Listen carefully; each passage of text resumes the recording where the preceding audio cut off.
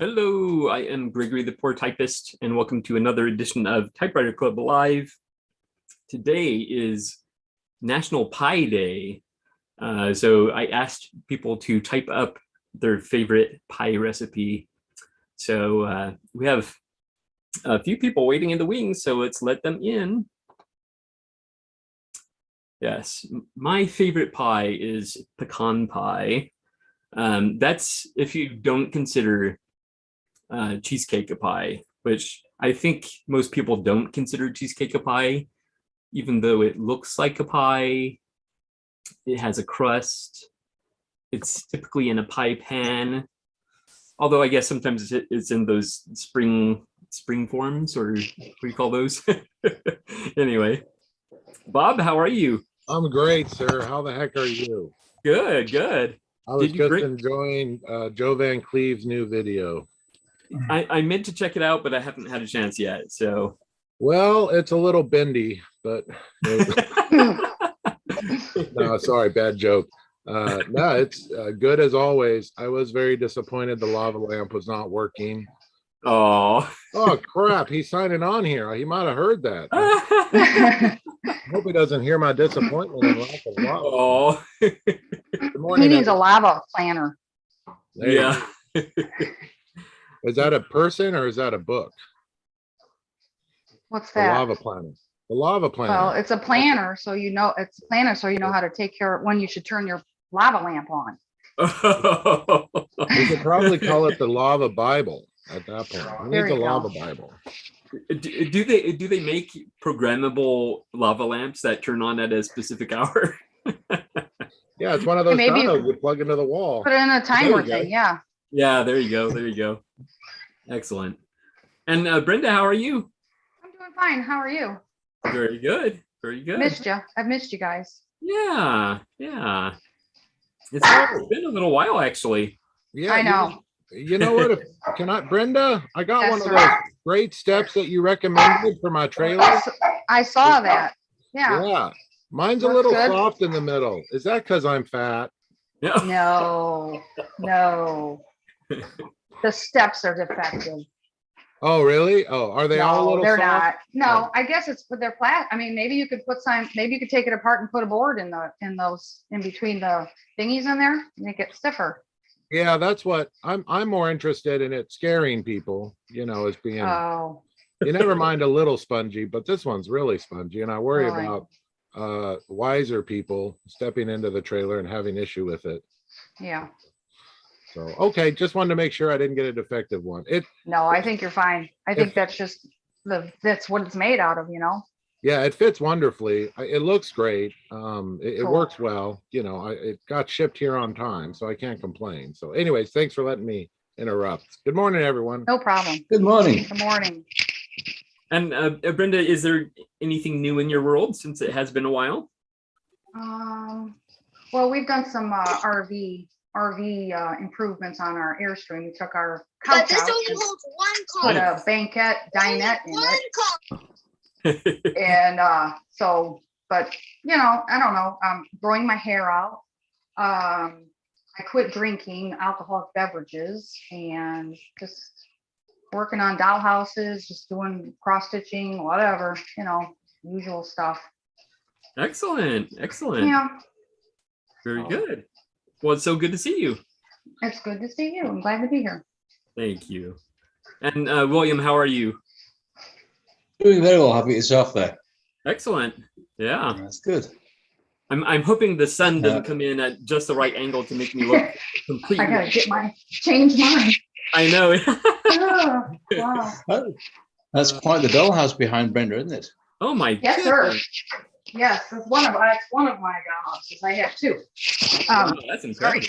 It's but I've been building my kitchen addition on right here because it's not big enough. So I've been working on this, and I added this whole thing on it, but this comes off. But this is my kitchen, my extended kitchen, and so yeah, I've only been working on this thing for like 30 years, but yeah, I just had to put these hinge doors on. And I'm going to cover all this with siding. I've got siding for it, but Oh, I've yeah. never done the foam core for walls before. I've always done the wood, so that's been a little bit different. Okay. But yeah, that's my doll. That's the one dollhouse, and then here's the other one. Oh my goodness. Yeah. Wow.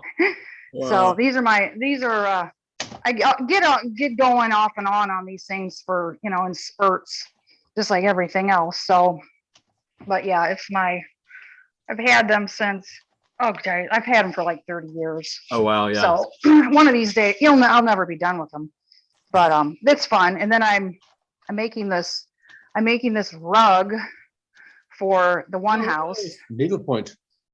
Yeah, so I've been working on that. I've been doing everything. I'm just like all over the place. I can't focus. I just like, well, let's do this. Let's do this. So Well, that keeps life interesting though. it is. It's pretty fun. So it's not boring, that's for sure. Now I have a question for you. Are you ever tempted to sort your mail in the dollhouses? Sort my mail. I do have little mail. I do have little pieces of mail in there somewhere. So. It just struck me that way. Funny. Yep. Type a letter to dollhouse and 50 CPI, and there you go. I don't have a typewriter in either of these dollhouses, so I need to get one. I need to find one, a mini one. Greggy, are you one of those people who worked in the post office doing actual manual sorting like me? Me? No. Oh, because I worked in Vancouver when I was 16, and I was on the province desk. So like I had every city in British Columbia in front of me, but I'd never been to British Columbia before. So even now, after all these years, if you said Cranbrook, my hand goes like this. If you say New Westminster, we'll go over here. So it's kind of I wondered if, because they do look a lot like those sorting cases. Yes. I was extremely close. Well, technically, I could have had a job with the post office, but it was just a temporary position, and my wife and I decided that we couldn't risk a temporary position. So yeah. But that was one attempt at getting out of the financial industry. I guess where I live, we're in a town of 450, and the postmistress Diane pretty well knows everybody by name, and all the letters are hand stamped and everything else like that. It's kind of neat. Excellent. Yeah. And let's see, what is Larry saying there? Larry's on FaceTime with his grandson. Oh, okay. That's the voice we heard. Excellent. Yeah. Okay. And as far as what's new, I'm still working on building some shelves to go down in the basement. I've got more wood cut and sanded yesterday. I was actually working outside all day yesterday. Oh, nice. Yeah. I assume that was nice. Yes, it was. Yeah. Okay. It was 10 degrees Celsius. So it was nice working outside in coveralls. Excellent. I even made a drilling template, so when I get to drill, all the supports will all be identical, so I can put any support in any position and not have to worry about whether the hole will match. Excellent. Very good. All right. And John, how are you? I'm good. Yeah, it's been a while. It's a little hard for me because it's 10 after 2 in the morning here. I know. But I happened to just be on a call that didn't end until 10 to 2. So I thought, you would definitely stay up for a few minutes. And I get you a chance to show my, this is one of the earlier SG3s rather, with the, it doesn't have the green accents, but other than that, it's a very early one. So finally bagged one of those after all these years, and then wow, away on that. Excellent. I always appreciate it when you can show it, because we know the sacrifice you're making. So yeah. You, John. Yeah, good to see you. Good to see you. Yeah. And Sean, how are you? Oh, just hold on. Ask again. How are you, Sean? Oh, good. Oh good. yes, the drink Yeah. thing. Yeah, no, yeah, really good. Good to see everybody. I just want to lead off by saying, no matter what Bob says, he's actually a nice guy. He plays tough, but he's a swell dude, and I want everybody just to show some gratitude to Bob. You're because if it wasn't great. for him- That's great. Yeah. Oh yeah, Bob is awesome. Yeah, Bob. About what? About what? Yeah, exactly. About what? Let's not be that specific, but let's just say in general, he's a really good dude. Sean and I got to go back and forth on someone else's Instagram post yesterday, and I just decided. I think my end result was I'm going to take the northerly neighbor road and just say thank you and go on about my day. Oh. It took me like 3 posts to get Sean Bob. and I have so much fun. Yeah. Sean and I have way too much fun invading on other people's Instagrams. Anyways, well done, Sean. We're like the 2 drinking buddies that show up to somebody's wedding, make a bit of a scene. Only we can walk out because we don't drink very much. So. We don't drink very much. Yeah, we're like Brenda. We're pretty light on the alcohol. Did you get new glasses, Sean? I've had these for a while, but I just don't wear them often on weekends. I like to try to go a little old school. So my square set are my Michael Caine, the Ipcris file glasses, and these are more of my professor glasses from the 20s. Nice. Like I'm about to invent some sort of Frankenstein machine. Yeah. If you could wear a face mask with those glasses, Sean, we sure would appreciate it. Yeah, I know. I have a face for radio. I appreciate you guys looking at me. Oh, that's great. Okay, we'll leave you alone, Sean. Yeah, no worries. Actually, I've got it's good news is subjective to the person telling it, I guess, but we're not as lucky in Canada we're a very small population in one of the largest countries in the world, so we don't often get to meet other typewriter people in person, but I finally connected with a chap out of Vancouver on Instagram called Old School Typewriters. He is also in an AC/DC cover band. He does. So he was here for a couple shows, and we connected on Typewriter Whiskey Club about a month ago. And he said, "Oh, I'm coming to Calgary to do a couple shows. Do you want to meet up for breakfast?" Well, we were like 2.5, 3 hours once we connected for breakfast, and we just talked freaking typewriters. I was like giddy, like I was 12 years old just after Christmas again. We had such a good time. So I know you guys are lucky, Bob and Gregory, living in the same town and all that, but we don't often get that up here. So when we do connect, it's really, quite exciting. Yeah, it was a lot of fun just to, 2 hours of typewriters. Phew. I mean, this is good, but that's great too. of course. Yeah, had a lot of fun doing that, sharing things, and we got a new network now, so I can say I know a guy. If I see a typewriter out in Vancouver, I can just call him and say, "Hey, can you pick this up for me?" And he'll get it out, and vice versa. And so he just bought a typewriter out of Pincher Creek, which is like 2.5 hours south of us, not as far from William, just because he'd never seen one. So he's like, "I'll pick it up maybe next summer," or and I'm like, "Geez, good on you for being able to wait that long. I'd be like driving down there to pick it up and changing all my travel plans."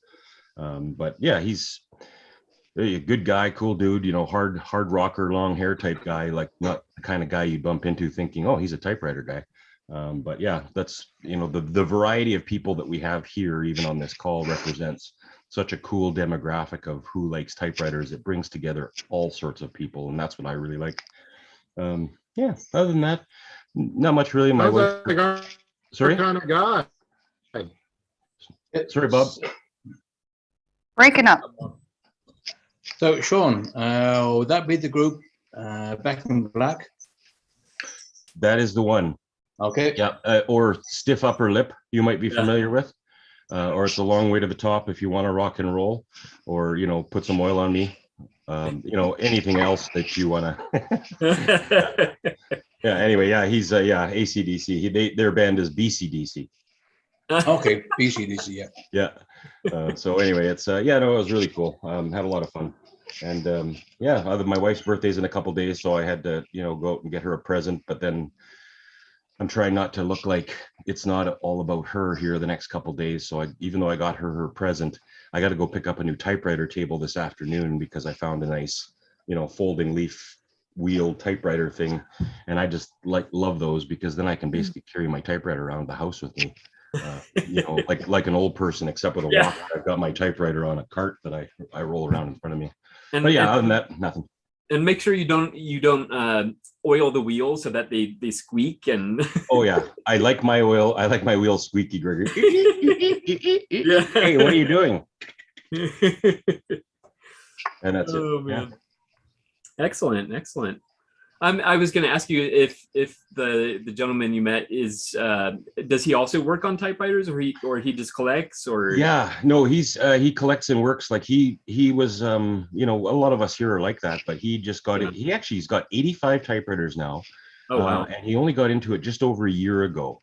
And so he bought his first, and it was just a trashed old Underwood or LC Smith. And it was so bad, he just said, I just put it on the kitchen table, took it apart down to the last screw, repainted it school bus yellow, rebuilt the whole thing, and boom, there you go. He goes, it's ugly, but it looks better than it did. And then he's just sort of gone from there. And he's actually going to be coming up in conjunction with an artist, some really interesting stuff that I won't share too much on. But when he told me about it, I thought, my God, that's going to be another little niche within the typewriter community that we haven't seen yet, is what him and this artist are planning to do with some typewriters and some things like this. So yeah, he's got 85 typewriters now. He doesn't buy online. He's still in that old school way of he just buys them on Facebook Marketplace or the local buy and sells for 20, 40, 60 bucks.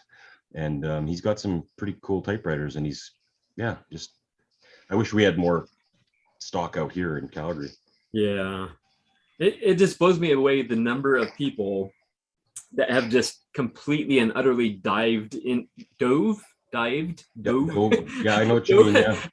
Dove into this hobby, and like within a year they're already like fixing typewriters, and it blows my mind. There's a fearlessness to some people. Like I don't have that same level.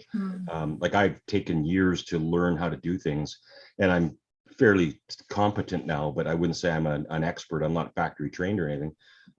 But I just ripped it down to the last screw and put it all back together. I'm like, and it worked.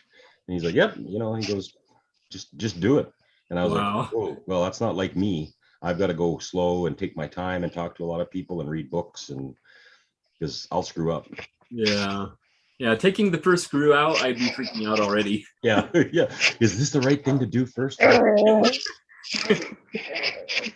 Oh, Pug. Oh. Pug. Excellent. And anything with you, Sean, or? No, I think that's it. I mean, I got a royal keychain. Ooh, let's look at this. I don't know if we can see that. It might be hard, but yeah. Yeah. Oh, there you go.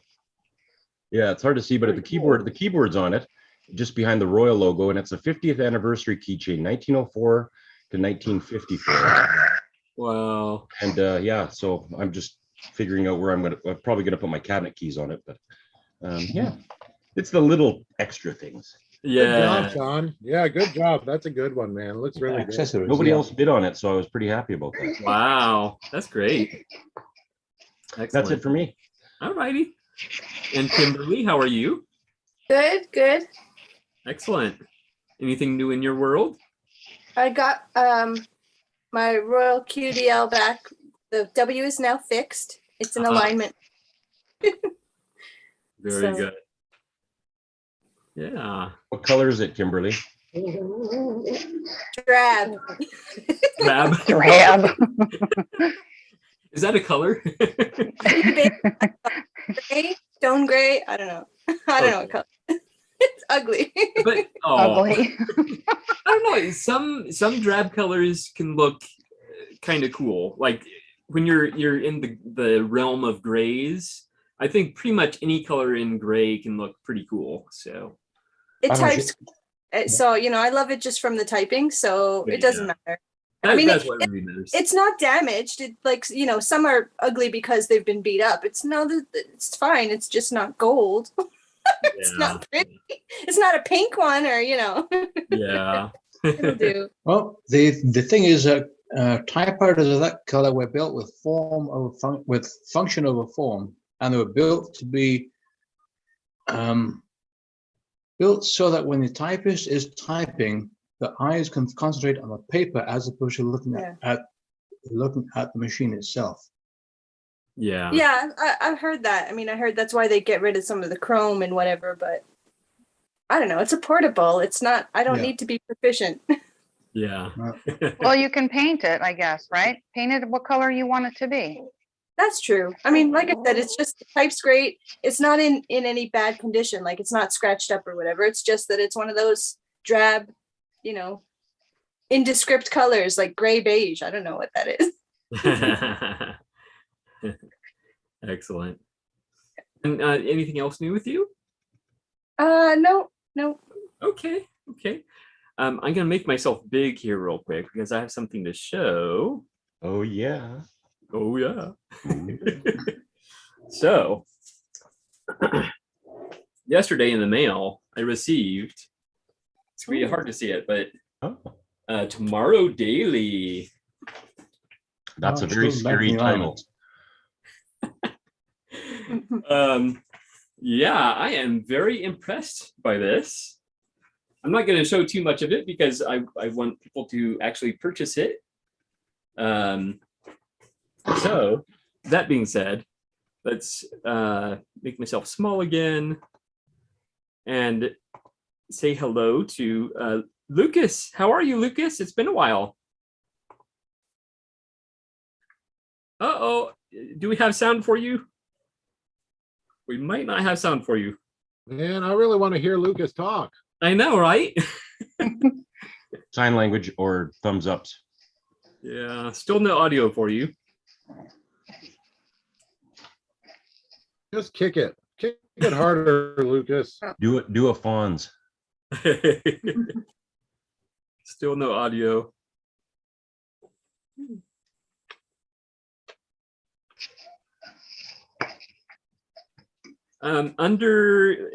Let's see, I think under the mute button, if you click on the little arrow, I think you can select which microphone you're using. It could have just loaded wrong too. I've had that happen too. That's true. Where you go to load it and it just doesn't work.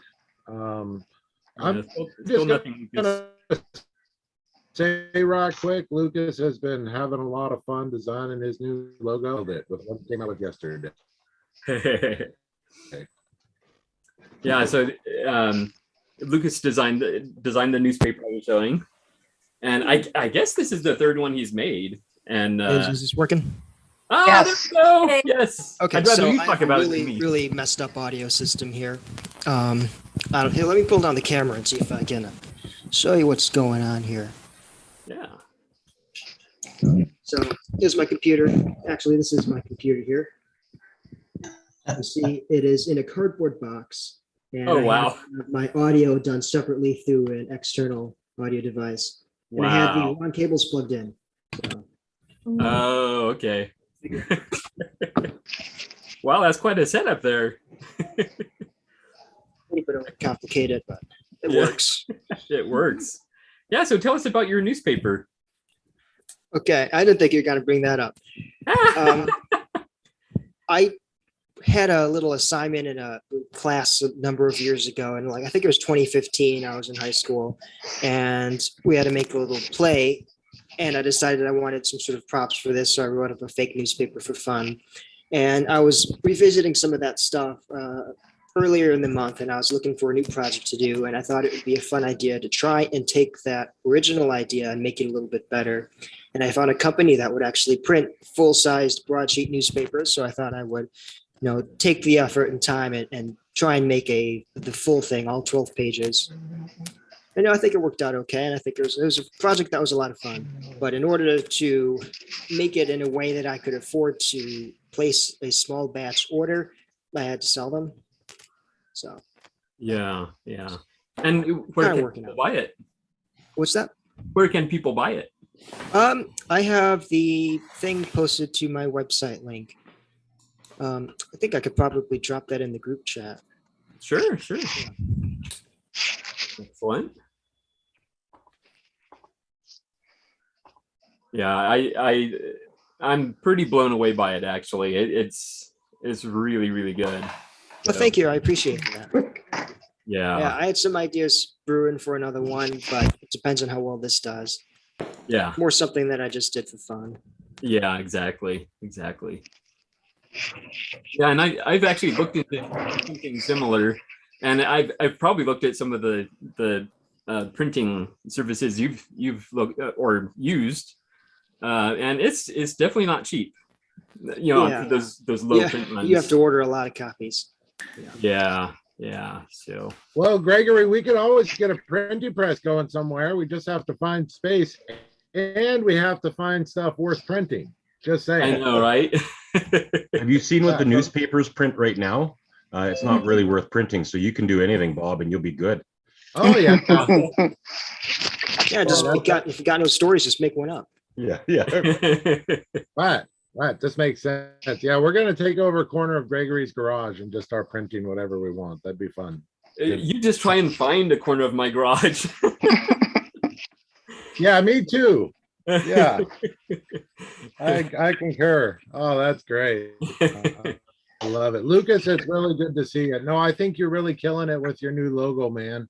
Thanks, Bob. Congratulations. Yeah. That's the one with the octopus holding the typewriter? Yes. Yeah. Okay. Excellent. And what's going on as far as typewriters for you, Lucas? As far as typewriters for me, I'm currently working on an Emerson #3. I've torn the entire thing down to the frame and have been trying to polish every little piece and figure out how to get it back together working in as little time as possible. So Wow. I have 2 pressing deadlines on projects, and they're both very intensive. So, a lot of work. Yeah. Well, I'm so glad you could be here today. Yeah, I am too. So I somehow missed the memo that this started an hour later than usual. So I've been sitting at my desk for an hour. Oh no! Oh, sorry about that. Oh, it's no problem. And anything else new with you? No, not particularly. Okay. I did try to get on here a number of weeks ago to show off the Lego typewriter, actually. Oh, excellent. Did you have like technical difficulties or? I don't remember what the problem was. I think it was like one of the times where there wasn't a meeting and I thought there was. Oh no. There happened. It was a couple of those. Okay. I'm not a morning person, so I'm generally not up at this hour. Oh. Well, I appreciate you being here. So excellent. All right. And Daniel, how are you? I'm great. Thank you very much. Excellent. I also want to congratulate Lucas on his logo. Thank you. It's very nice. It's really nice. Yeah. Is there anything new with you, Daniel? Actually, not very much, and that's okay. You can't have every week something new. But I'm happy to see people. I wish I was reading this morning the one type page just came out while we were meeting, and so I was reading one type page and wish Joe the best to get through that for his family and his grandson. So, it can be difficult. I've had a number of staff on my team that have had COVID, and in my family, we suffered from COVID. So it's been a pretty difficult 2 years, but hopefully with this variant, it might be less virulent than previous ones. More contagious, but less virulent. Yeah, definitely. Well, thank you so much for being here, Daniel. It's always good seeing you. Go ahead. I have another meeting at 1. Okay. So we have another Zoom club that collides every second month on Sunday, and so it's the Clock Club, the Ottawa Valley Watch and Clock Collectors Club, and so I'll be leaving at well, it's 1 p.m. my time, but 10 a.m. for you. Oh, okay. To attend that meeting. Okay. What kind of club is it, Dan? Sorry? What kind of club is it? Sorry? Watch and Clock Collectors. Oh, ooh, that sounds awesome too. Mm. Yeah, it does. That's a whole other rabbit hole. That's a whole other rabbit hole. Yeah. Yeah. Well, that's it. I mean, 10 years ago, I took some classes about watchmaking and clockmaking, and so that's how I started. And then I got into when I got into typewriters, I thought it was a natural extension of what I'm doing with the clocks to work on typewriters.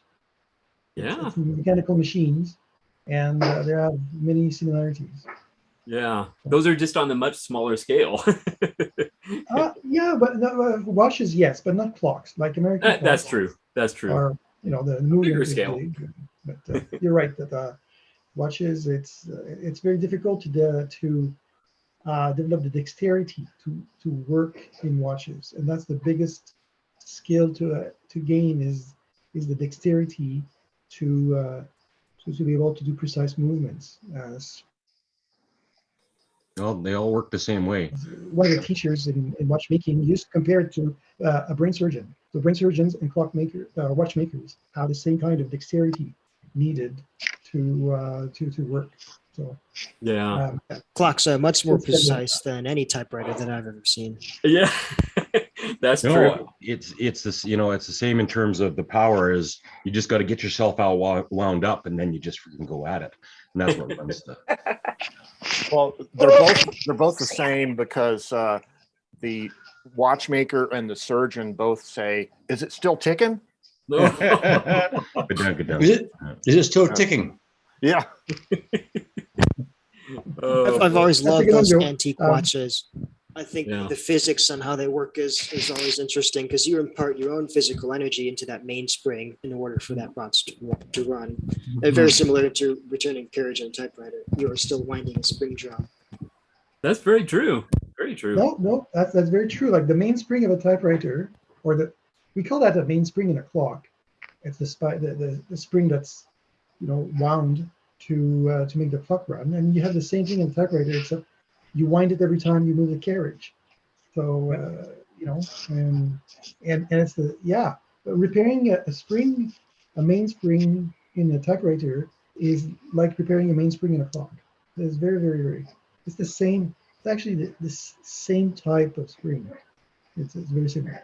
It's a little more dangerous, I'd say. Since it's thinner, it's capable of doing more harm if it gets loose.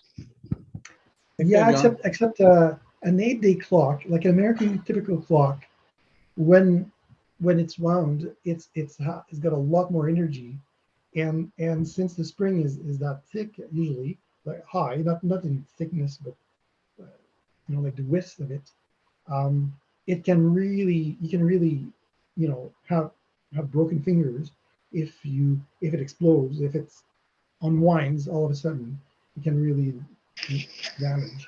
Yes, the smaller one can cut maybe better, but the other one will break fingers. So yeah, it's neither of those are very great outcomes. Yeah. Exactly. And I so I've been trying to encourage myself to write a piece of nonfiction for the Canadian Broadcasting Corporation contest for nonfiction, and they get about 3,000 entries a year, so it's a very important one. I'll try to get something interesting, and then just for fun, right? So Yeah. Well, good luck on that. thank you very much. Yeah. Excellent. You'll and keep us up to date on it too. Yeah. End of February. Okay. If you want to, if any other Canadians want to enter, hey Sean, Yes, well, yeah, I keep looking at that every year. I've been on the list, Dan, to get up, the energy and wind myself up like a watch to do it. But my mainspring's broken, I guess. Maybe you need a bit of a kick, not a wind. Sometimes you just got to, give the whole movement a kick. Yeah. Your mainspring is broken? Yeah, I can't. You can't get me wound up, Diane. Just go ahead and try. I don't know that Sean got the joke though. But anyway, yes, he seems like he's saying it, but he just clicks every once in a while. Yeah. He's just good at winding everybody else up. Yeah. Of course, whenever I think about mainsprings and that sort of stuff, I always think about the O-gauge clockwork railway locomotives my grandfather used to build back in the 40s and 50s. Honking great big key in the side, gave it 15 turns, and he even had one that had a geared wind because the mainspring was so strong. You had to do 3 turns of the key to do 1 turn of the mainspring. Oh wow! That were 30 turns, but that thing would run for 5 minutes. It seemed like. Yeah. Wow. Anyway, so William the same, and Kimberly as well. I encourage you to submit 2,000 words. So you should submit to Canadian Broadcasting Corporation Nonfiction Contest. Oh, the CBC. CBC. Yeah. I'm not that good. Oh. But you always have good stories, William, and this is nonfiction. So you just have to be a good storyteller and put it on paper. They don't have to be, you can use the same word twice, so they don't have to be 2,000 different words. A lot. Yeah, well, it's not like more, what is the November month of writing? NaNoWriMo. Yeah. NaNoWriMo, where you can put whatever you want. This one it's a competition, a contest, so they're going to read it. Excellent. Anyway, that's that. So okay, I'm going to try to put some thoughts into the writing part, using those typewriters to. I'm going to use a typewriter to write the story, and then I'm going to type it in the computer to submit. But I'm going to try to do the whole process of writing and how many drafts, whatever number of drafts that I need. I'll do that with the typewriter. And Joe's, one of Joe's latest video on YouTube talked about that, and Joe, thank you for posting always very, very pertinent videos. But this one really resonated with me. Excellent. You're welcome. Hi, Joe. Hi, everybody. Hi, Joe. All right. So, Larry, how are you doing? Good. Just my grandson called this morning, and so that was priority. But of course, and our church was on FaceTime, so all I've been on's a computer. And I got up late because I was up on your show last night till 2 in the morning here. So I woke up late and just got in time to listen to the preacher talk on Facebook, and then now you. And so I ate while I was talking to my grandson too. Wow, that's a lot of screen time. Oh, it is. It's still snow on the ground outside, so whatever. Okay. I'm trying to avoid it. If I can, if I'm not even going to the mailbox, hopefully it melts a little bit. Yeah. Anything new in your world? Since last night. Well, no, since last week, because I know. The audience now, it wasn't here last night. But. Yeah, I didn't see last night. Well, I did take some I took caffeine pills. I don't drink coffee, but I don't know that they've kicked in yet. Actually. Oh no. Oh man. Yeah, I'm just sitting here kind of spacing out. Yeah, that's okay. We do appreciate you being here, though. Definitely. Oh, I want to get on. John Monroe left. I'm a huge John Monroe fan, and he left right when I finally got on. I'm like, oh man, I have never spoken to him. Except for years now on Facebook, but Yeah. he's great, and he's the one that taught me, and he didn't teach me by telling me to do it. He taught me by doing, to love everything everybody does. And I thought, why not? That's better than like. Yeah, I heard. I saw someone said on Facebook a while ago. People hate each other for no reason, so I can love each other. I can love people for no reason. There you go. Yeah. Thank you. Yeah. Yeah. Yeah. He's awesome. I'm always really happy when he can show up, at least for a little bit. Yeah. And in the past, he's had some very interesting things to show us. So, because he's in Japan, so they have all kinds of interesting things over there. I know. He's the reason I have a lot of things fill up my house. Oh, that's awesome. Well, excellent. Well, thank you for being here again. Thank you. Peter, how are you doing? I'm doing okay. Excellent. My audio is coming through correct, right? Yes. Sounds good. Yep. Yeah. Really, actually, this is the first time I've had the time to sit down in front of a typewriter in a while. Oh. So picking up kind of where I left off 2 weeks ago is a little bit difficult. Yeah.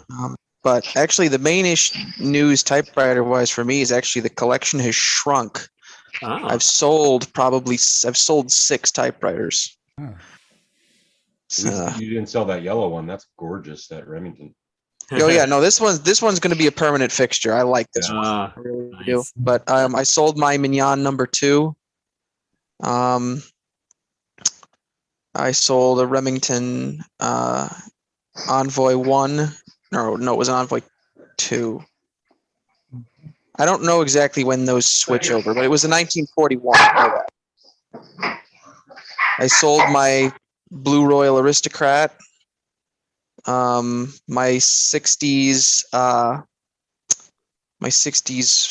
brother.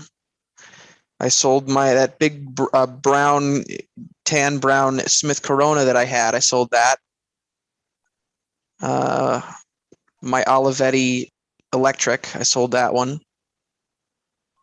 So yeah, I'm making some extra room. I've still got one up for sale of my 1937 Remington Noiseless. It's just one I never used, so figured somebody probably would get a more use out of it than me. Yeah. I love that yellow color. I've never seen this particular model of Remington in the standard version. Yeah, I think it's called a number 19. Okay. I had a Suburbanite. It was orange and cream, and I gave that one away. Right. But yeah, I found this one. I have this thing's cover as well. Oh wow. So I found it. I think I paid $50 for this at an antique mall. Would you say you prefer the standards over the portables? It depends on what I'm like. There's some that I like. There's some like I've got 2 noiselesses, a standard and a portable, and I really prefer the portable in that regard. I haven't really experienced some of the machines that are like everybody talks about. Like I never had the chance to try an SG1. I'd love to try one of those. There's some of the portables I've never gotten to try. So I mean, I say in general, yeah, I do prefer typing on full sizes rather than portables, if only because of this great big return lever, which I really like. Yeah, that is a plus. I love the large machines too. I saw that paper clip you're holding. Is that hole on the right there? Is that where you reset the PMU or? What? You had that paper clip I saw in your hand, and I see the hole in your typewriter, and I wonder if that's where you reset it. Which hole? So, well, there's one down by your thumb. I see several holes. That's a crack in the plastic. Yeah. Oh, okay. Oh, I thought these are the position selector. This has a feature that I've only ever seen on Olympias. Other than this, is that this has the center of the ribbon setting on it. Oh yeah. Oh, you know that's for stencils. No, No. it's No, not. not the stencil setting. Ribbon is for Oh, it's solid not? color ribbons. No. It Oh, allows you Yep. to use up ink in the maximum way Yeah. possible. And But since you I don't only use ever it, use, you have it. I only use solid color ribbons. So, yeah, actually, when I first got this machine, I thought it was yellowed with age, with this banana yellow color. Then I flipped and looked at the inside, and I'm like, no, that's its original color. Oh. But yeah. Now, is that lid metal? No, it's all. This is a fully plastic. Gotcha. I mean, there's quite a heavy metal chassis inside it, but yeah, this is one of the ones that's a candidate for a new platen in the future. This one, along with my Woodstock 6 and my Royal number 5. I gotta say the new platens never had much of an appeal for me, unless it's absolutely necessary. The one time that was absolutely necessary for me was when I did it on my Oliver. But the other new typewriter thing is I did a restoration for a local historical group of these two. These two, nice. This one was just purchased because it looked better, but this one came out of a railroad switch tower. Yeah. Oh, this that's one was cool. bought. This one was bought later because it would look better on display. Although this is set up a little differently from the other number 5 that I've used. But this one's very interesting for one reason. This has no lowercase letters. Mm-hmm. Yeah, it's a mill. Huh. Yep. This is now, is it a mill or telegraph? Check the 0. Is the 0 struck? Is 0 struck? No, it doesn't look like it. No. Okay, so it just, is this double Gothic?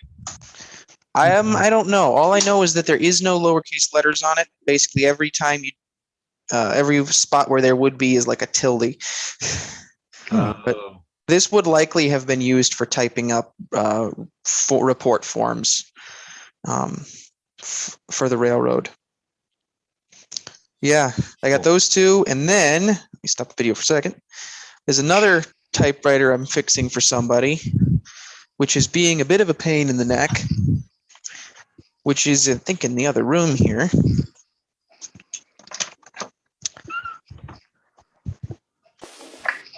Yeah, there it is. This Remington 10, which is almost ready to give back to the guy, except I can't get the C key to work. I get every other key, but not that one. Wow. Is it stuck or disconnected? It's stiff. Check there's a little comb that all of those key levers ride through. Sometimes the slots get a little bent and they pinch it. Yeah, that's one I've been looking at. Yeah.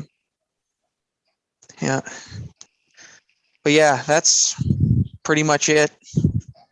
I still have not managed to get ribbon for my upstrike, but that'll probably have to wait until I fix its broken keys anyway. Yeah, this is the typewriter that's for sale still. Let me zoom in on that. There we go. And it does work. It's a little ugly. No, it's missing the H. Not ugly. Peter, what year is that? 37. Yeah, but so that's a rebuild. It looks like, because it's got the 50s logo on the paper table. It's really a rebuild. Cool. Yeah, it is missing its H keycap, but due to how this is built, it can still type. Wow. Yeah. Wow, cool. I don't actually know much about the Model 11. Whenever I look up noiselesses, I only ever get the noiseless 10. The ones with the tiger on it? I'm not sure about that. That's never seen any with a tiger on them, but Anyway, I can't actually stay too long today, but figured I'd stay long enough to say hi. Yeah, that's great. And you always show us some interesting typewriters, so thank you for that. Yeah. Yeah. I guess we'll come back to Joe because he's he's eating breakfast. Eating a breakfast. I've been known to eat and talk at the same time. Okay, we'll go for it then. How is everybody? Fine? Good. Fine. Yes. Well, I very good. was at work yesterday. I work a weird schedule. So my wife calls me halfway through my shift and says that my grandson just tested positive for COVID. So Oh boy. naturally, the company I work for is very interested in maintaining business continuity. So they're very strict about COVID protocol. And so, yeah, I notified my boss, immediately left work, called the HR number, let them know. So keep pay whole. I'm out for a week. But unfortunately, that means that my team, there's only one guy left. And so he's going to have to make do next week by himself. So that's kind of hard to do for him. But anyways, so that's going on, but we're okay. My grandson is not too bad of shape. You know, he's just kind of like an upper head cold kind of symptoms. And so what I did this morning is, you know, every time I live stream, I'm sitting at my desk over there and it's always a cluttered backdrop. And so the bookcase behind me is on the south side of the room. This curtain is the old set when I used to do the curtain thing. And then this desk here is my video table that kind of sticks out in the middle of the room. So what I did, I have a Mac Mini, which is sort of like basically a small desktop computer, right? Little box. So it has its own separate monitor and mouse and keyboard, and all those are from my old Windows system. So what I did is I kind of moved the monitor, keyboard, and mouse over from the other table to the video table.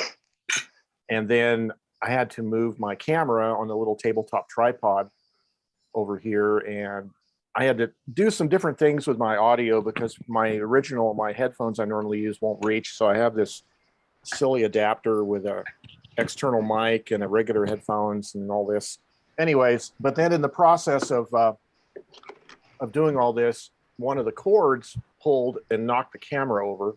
Oh no! And I busted one of my little Panasonic cheap lenses. Uh-oh. I mean, it won't focus. There's a little rattly sound. So it's a That's cheap very lens. painful. It's just a kit lens. And I have the very first lens that Panasonic ever put out for the Micro Four Thirds system is the one we're using now from 2008.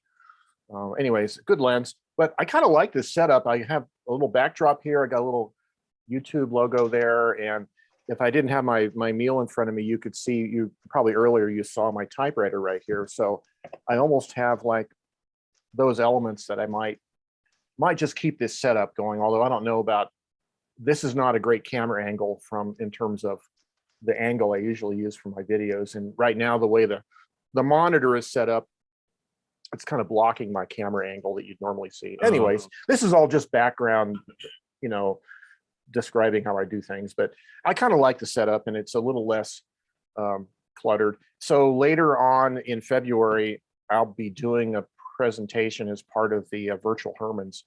And so I wanted to get my live stream background a little nicer, but also I've been working on a presentation in Apple's version of PowerPoint.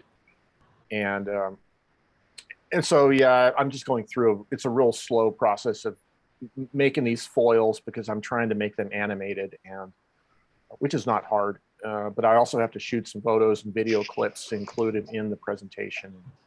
And I think my big concern is whether my internet connection is not always reliable. And that's just a common problem, you know, that I'm on DSL, right, which is the local phone company's internet. And I keep asking people, what about Comcast cable? Is that internet any more reliable? No, we have problems, and they have terrible customer service also. So I'm almost thinking at this point, I'm just going to hang out until Elon Musk gets the Starlink thing going and just go for a Starlink dish on my roof or some crazy thing. Because these big telecom providers just are terrible with anything that deals with infrastructure. Like the phone company has this grid of cables and wires, and the cable company the same way, right? And so you know that they're going to put minimal money into updating the, Janky. the That's infrastructure. what you call janky. Janky. Exactly. Janky service. Yeah, exactly. So my big concern is whether I'll be able to live stream and do my presentation on that day. So I'm almost thinking I should just pre-record the presentation and play it as a video, and then do a live Q&A afterwards. But anyways. Can you use just cellular service? Can I use? Oh, that's a good question. So, so this is another little thing. My cell phone was on Boost Mobile, which is a kind of a third-party provider, and they were using Sprint for their network. Sprint got bought out by T-Mobile, so now my Boost plan changed, and now for some reason my phone won't make a hotspot, that Wi-Fi hotspot that my other tablets will recognize, and I haven't figured out whether it's the T-Mobile thing or if it's something happened with a. And when are they just gonna leave stuff alone? Oh, I know. Quit bothering us. So now I have to bring my phone and my tablet over to the Apple store to see if it's an issue with me, or if call T-Mobile and they'll say, no, you have to upgrade to a $100 plan, and then we'll enable that again. Yeah. You should look into switching over to Verizon. They have some amazing data plans. I use AT&T, but my brother has a Verizon plan and he gets unlimited data. Yeah, I had Verizon for a long time and got rid of it when I got this Boost Mobile, because it was one of those, you buy a phone for $30 and you pay $50 a month for unlimited data, and it would sound like a good deal. But anyways, that's just this is what they call first world problems. Yeah. Right. On that subject, quick before I have to go, because I got to leave here in a second. Yep. We've got Verizon for the phone plan, me and my family, and then T-Mobile for the home net. Because T-Mobile, we could get a better home setup, but Verizon gives us a much better phone setup, specifically because we tried fully T-Mobile, but as soon as you go a couple miles down the road here, T-Mobile cuts out for like a good 15 minutes of driving. Oh yeah. So yeah, we had to go back, but for the home internet, it works great. Yeah. Anyway, I gotta go. So thank you, Peter. All right. Nice talking to you guys again. Thanks for the Okay, Peter. advice. Have a great week. Thanks. That might be an option, is look at a cell phone provider for my home internet. Yeah. And another thing that might be an option is I don't know if you've tried this, but you can plug in your USB cable from your phone to your computer and use Bluetooth and USB instead of Wi-Fi, because sometimes the Wi-Fi connection on your computer can be the wrong Wi-Fi to get the right hotspot with your newer phone. Yeah, and you that's get true. Although I have an iPad mini and an iPhone, and I've tried to pair them up as a hotspot, right? Yeah. And it used to work, and before they switched me to T-Mobile. Yeah. So, and the only thing that's happened different, there's probably been one or two iOS updates since then, but that may or may not have anything to do with it. So anyways, this is just, how to stay connected in an internet powered world. Yeah, exactly. But I did just use typewriters. Or just use typewriters. I wish we could, like if we could have wires going from the typewriters, like telegraph signals, right? But, or like a can phone, you just stretch a wire. Yeah, exactly. Well, get one of those USB typewriter kits. Yeah. Yeah. Well, I did write a one-time page, piece about this little COVID thing, and I posted it for this morning's OTP, which I haven't actually read yet. But I did mention a little bit about, and I thought it would be kind of interesting for some people to hear about the sort of life working in a semiconductor fab, a factory. Because the big concern about is staffing, right? Because the silicon wafers can't sit. Like if half the factory went out sick, let's say, and there was nobody to fix and maintain the machines, and the silicon wafers sat, they grow a layer of oxide on them, and at certain points in the process, that destroys them, that makes them non-functional. Wow. Especially around the part of the process where you're building the gate of the.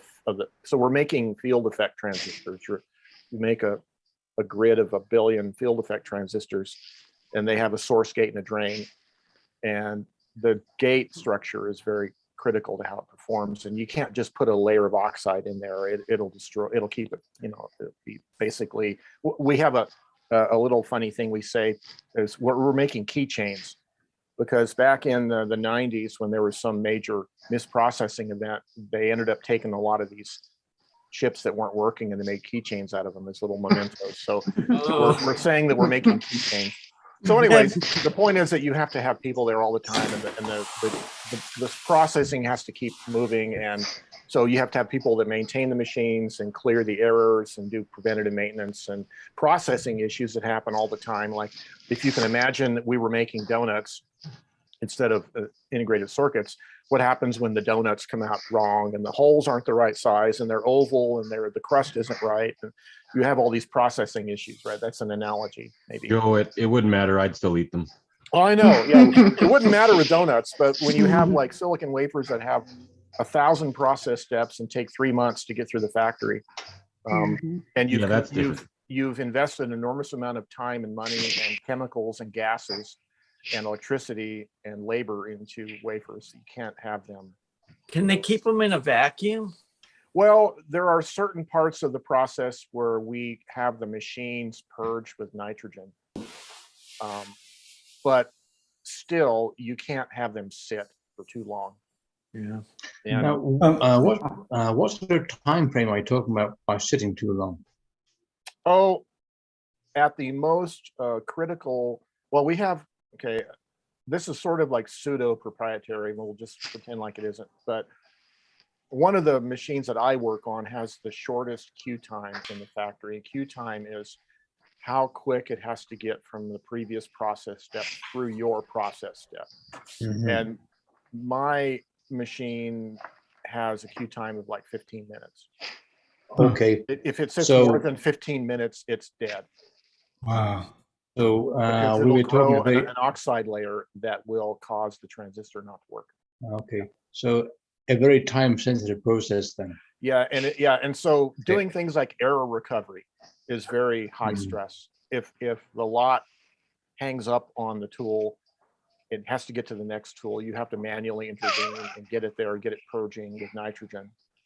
Anyways, so yeah, and some of the new factories, the entire machines are purged with nitrogen. Even the stalkers, we have these giant 2-story robots that stock boxes of wafers, and they're all automatically, it's like a robot pantry, I want a jar of peanut butter and it goes and gets it, Wow. Even those are purged with nitrogen just to keep the oxygen off. Eventually, as this technology evolves, you'll probably have the entire factory purged with nitrogen, and you'd have to wear a suit to go in, a respirator to go in or something. That's probably what they'll do. But anyways, so that's just the background of what happened this week at my job. So I get a week off work, and paid for by the company. Well, that's good. Yeah, and the one guy that I work with is going to have a off week next week by himself. So yeah, nobody for break coverage, boy. unfortunately. So anyways. Wow. But in the meantime, I have this splendid 33 that I was typing on, which is one of my recent favorites. And I made a video about fixing the G key yesterday, and I failed to mention that I mentioned in passing that I have a few ultra portables, and I failed to mention that I still have the Groma Calibri. I forgot to mention that. And I was thinking actually that I might do a comparison between my 3 ultra portables I still have. It might be fun. Good. Yeah. Is that an Olivetti bag behind you? That over here? Or is that an Olivetti bag? No, it's not actually. It's just a laptop bag with a thermal typewriter in it. Oh, cool. As Gregory knows about thermal typewriters. Yeah. As we all got to learn. Joe, you're going to be around in the middle of April? I might be your way. I might knock on your door. Yes, I should be around, barring any unforeseen meteors, comets, or disasters. Nuclear disasters. Yeah. Be attacks. I don't plan on going anywhere. But I mean, we have our little April 4th anniversary thing that I usually take a day off work, but I don't know if we're going anywhere. Usually we do a day trip or a little short couple day trip around the area. Sometimes we go to Arizona, or because you figure April, right? It's sort of like you don't want to go somewhere where it might snow or whatever, unless you want to do that. But we like to go down to Arizona, or sometimes we've been to Marfa, Texas. That was kind of fun. It's kind of a long drive though from Albuquerque just to get down to Marfa.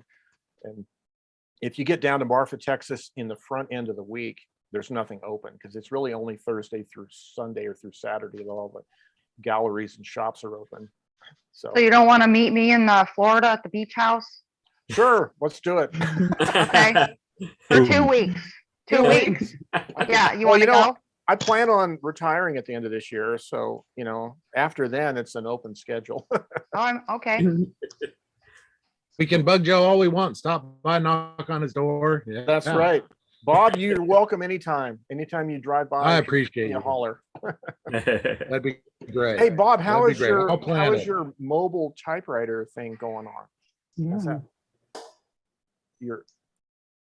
Bob, you're frozen. He's frozen. Yeah. He's the frozen chosen. Yeah. Anyways, what Bob, did you ask, Joe? How is your mobile typewriter service thing coming along? Your typewriter. Oh, it's going. Yeah, it's going real good. It was real funny. I really had to retrospect. Oh boy. Bad internet connection. Bob has the same problem I have apparently with his internet. Of course, I built it. I built it not really having an audience, but I knew it. I just need better connection. Yeah. No, it's going really well, Joe. I really had to look at. I didn't really have an audience for it when I built it. I'm moving closer to my router. This is it right here. It's just sitting here in my driveway. Yeah. Having a good time. But I got a few places to put it. I have I'm going to be in Pasadena once a month. I'm going to here, let me show you. Hang on. Let me get out of my yeah, no, it just sits here in the driveway. This is kind of fun. I mean, this is like the back of it, right? That's the back window. This is the side of it. This is usually where we set up and do business. I love it. I wish the fun part is I get to constantly build on it, but I got a good place to put it once a month. We're going to be at the Pasadena Rose Bowl, and I'm also going to be in LA several times a year with it. The benefit is like the Pasadena Rose Bowl. When I go out there, it costs me like $200 to be there, another $100 in fuel and everything else. So for $300, I light it up, and I may or may not make the money, but I get to decide when I hit the road, right? So that's what I really enjoy. It's not like a oncurring $2,000 a month bill trying to keep an overhead. So I've really just enjoyed learning so much about what can be done when you're mobile. I know a lot of people, because it's so unique, a lot of people can have confusion on how it works. People have called me and been like, so are you like a mobile mechanic? Do you just roll up and, well, no, I mean, I can do that, but I don't know if you want to flip the bill, if you're repairing a tire on a car or replacing a tire, a $200 bill would not be uncommon, and that would make sense. Adjusting an escapement on a typewriter would not necessitate a $200 bill. So it's a little different in that regard. But I'm going to be, I'm going to be at the Rose Bowl in Pasadena once a month. I've got another place locally here that I want to start hitting up once a month. And I can just do pickup and delivery from people. If it's something small, I'll fix it on the spot. It's a little hard to fix things if people are actually in the trailer with me and having a good time. But I kind of enjoy that. It just slows the process down a lot. I can't say enough good things about it. It's holding together real well. The excursion is pulling it real well. LA is a very tight, cramped space. We've been through there a few times because this thing truly is 8 feet wide. So it's just a huge burden to tow it. I mean, you can see, I wonder if I can get, I'm trying to get all the, I mean, it's just a ton. I've got all the sway bars, friction sway control. The ball mount itself weighs 80 pounds. I mean, it's just a monster. It's just a monster of a beast. I'm trying to, this usually pops up. Let me set my I coffee think down. that's how wide our Airstream is the same. Yeah. No, it definitely. It's wide. My favorite is how this pops up because I sit right there and I can just look out. People can see me and I can see them, which is fun. Yeah, we have a good time with it. I'm very excited to have it. Thanks for asking, Joe. I'm gonna just kind of keep rocking it for. I got a good 2-year plan on it. Like, let me try it out for 2 years and see how it goes. I've had a few production companies call me and say, well, we've got 20 machines we really need you to repair.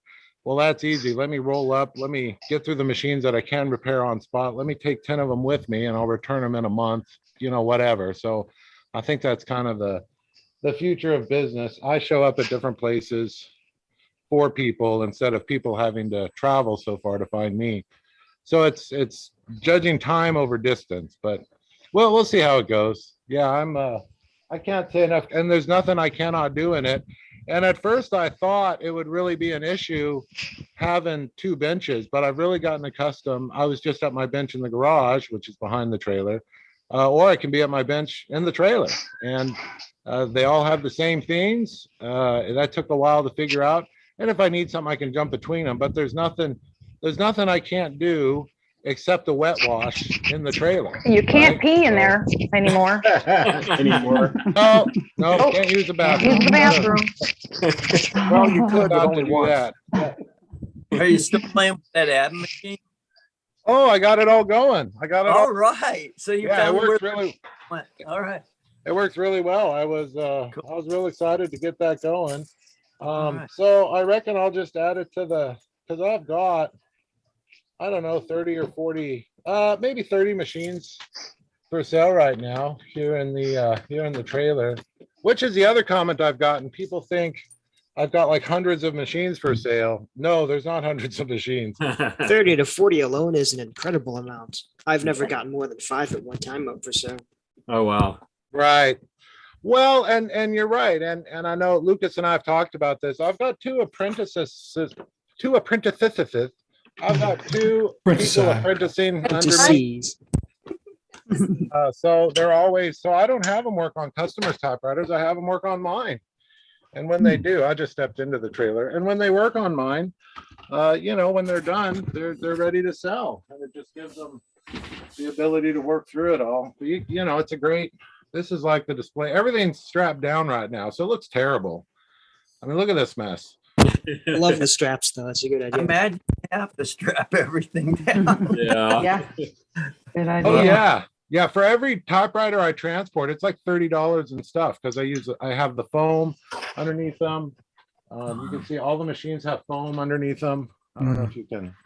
Let me try. I'm negotiating my laptop here. So this is all, they all have foam underneath them. They're tied down so they can really rock around, as needed. I'm just moving it, I don't know, 1/4 inch or something. But that way they don't bang the heck out of themselves. Yeah. Yeah, it's working a lot better than I thought it would. I can't think. I mean, this is, what do I have here? Hang on, let me make sure none of my customer info is out. So like this is my repair bench. Looking out the front. I just opened the Bimini there. So this is my actual bench. I mean, it looks terrible, I know. Oh, that's cool. Yeah, and I just pulled the machine over there. So I've got 2 spots here where 2 of us can work.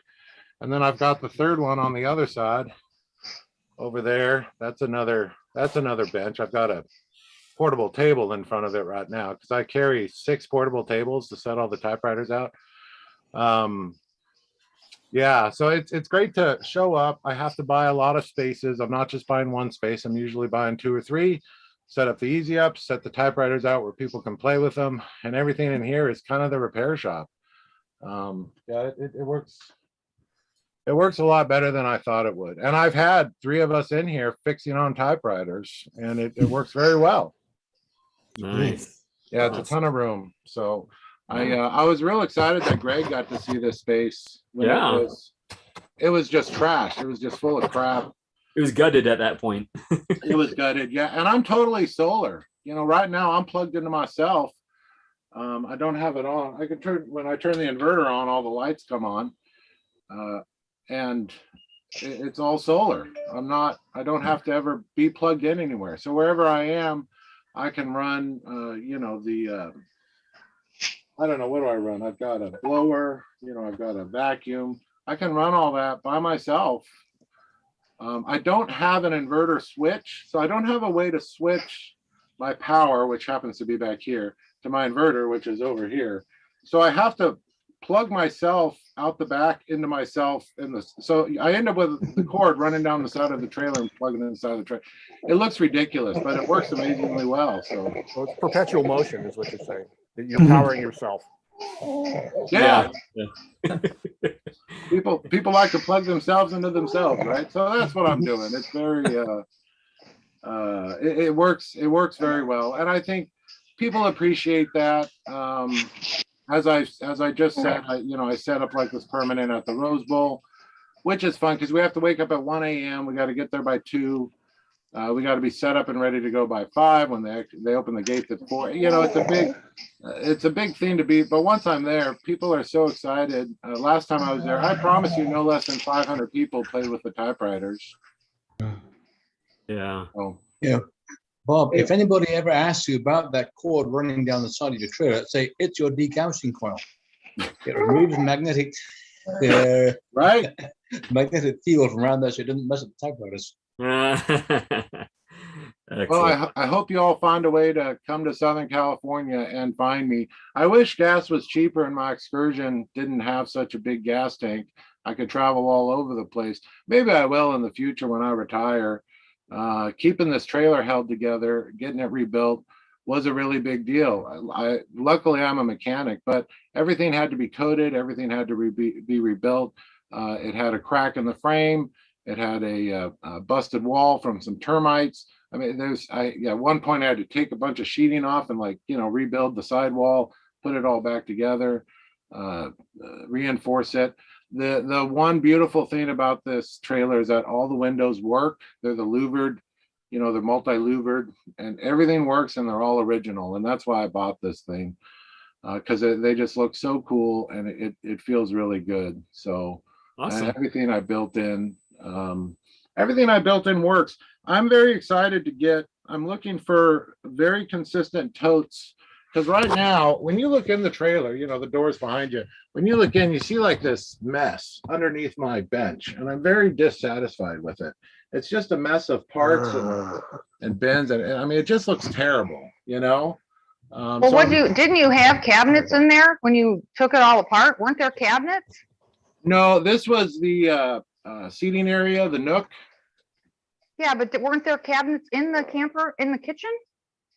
Yeah, the kitchen was behind me where I put the racks. Did you save? Can you not reuse any of those cabinets and put them and use them for storage, or you got rid of them? No, I got rid of them because they're too heavy. Yeah. It's 100 pounds here. I wanted to make sure the trailer could handle all the typewriters I wanted to put in it. Yeah. Yeah, no, I do. Luckily, there's a local person who rebuilds campers. They've got several acres of campers. They came and bought all my parts, so that was a lot of fun. Yeah, no, everything I had to take out all the 2x4 construction and put in 1x2 construction, just so I didn't have to. Well, you could always just put like a curtain, maybe get a curtain to go across there. You could just close the curtain. That wouldn't weigh a lot. Yeah, my son came up with that idea yesterday. I think that's how it's going to be. Well, Bob, the container stores have some stackable containers that look really nice and with pull-out drawers. That might be an option. They're a little pricey, but that could make it look nicer. Oh yeah, yeah. I think that's going to be the way to go. Maybe containers, and I just want something that's more presentable. So this is a fun part. Like I'll spend hours trying to figure all this out. Meanwhile, I've got 20 plus machines and customers really want them back soon enough. So I might as well, keep doing that. Right. So it's always fun. I know right now I'm working on this Remington 3B, there's only a few thousand of these things made. And it's great. It's a great machine. I'm very blessed to have wonderful machines to work on. That's probably the Achilles heel and benefit of when you're repairing typewriters. The typewriter gets to be worth repairing. So you end up with some real gems. I'm pretty excited. Yeah. Some of them have some real dog issues, but lucky me to have such great business and get to play with other people's great machines. I don't have to own the machines to enjoy them, Yes, yes. So. Excellent. Well, thanks for sharing, Bob. Oh, thanks for asking. That's so much fun. I know I've got 100 hours into this thing, and it's a lot of fun to show it off. Thanks for letting me Very share. good. Very good. Before it gets too late, I do want to say hi to Anthony Murphy. Anthony, I could be wrong, but I believe you're new. Hello there. Hello. First time, yeah. Oh, okay. I thought Welcome. so. Yes, welcome. Since you are new, did you just want to give us just a brief introduction? Yeah, I saw some of your videos on YouTube, and I said it looked like the sort of community that people could just drop in and say hello. Exactly. I'm a writer and journalist from Ireland. I was going to say, that sounds like an Irish accent, my boy. I hope the accent gave it away. And over the past couple of years, I've gone back to my origins in writing. I learned to type as a child at age kind of 6, 7, 8 on my father's old. My father had a very nice typewriter, which was an Olivetti Valentine in red.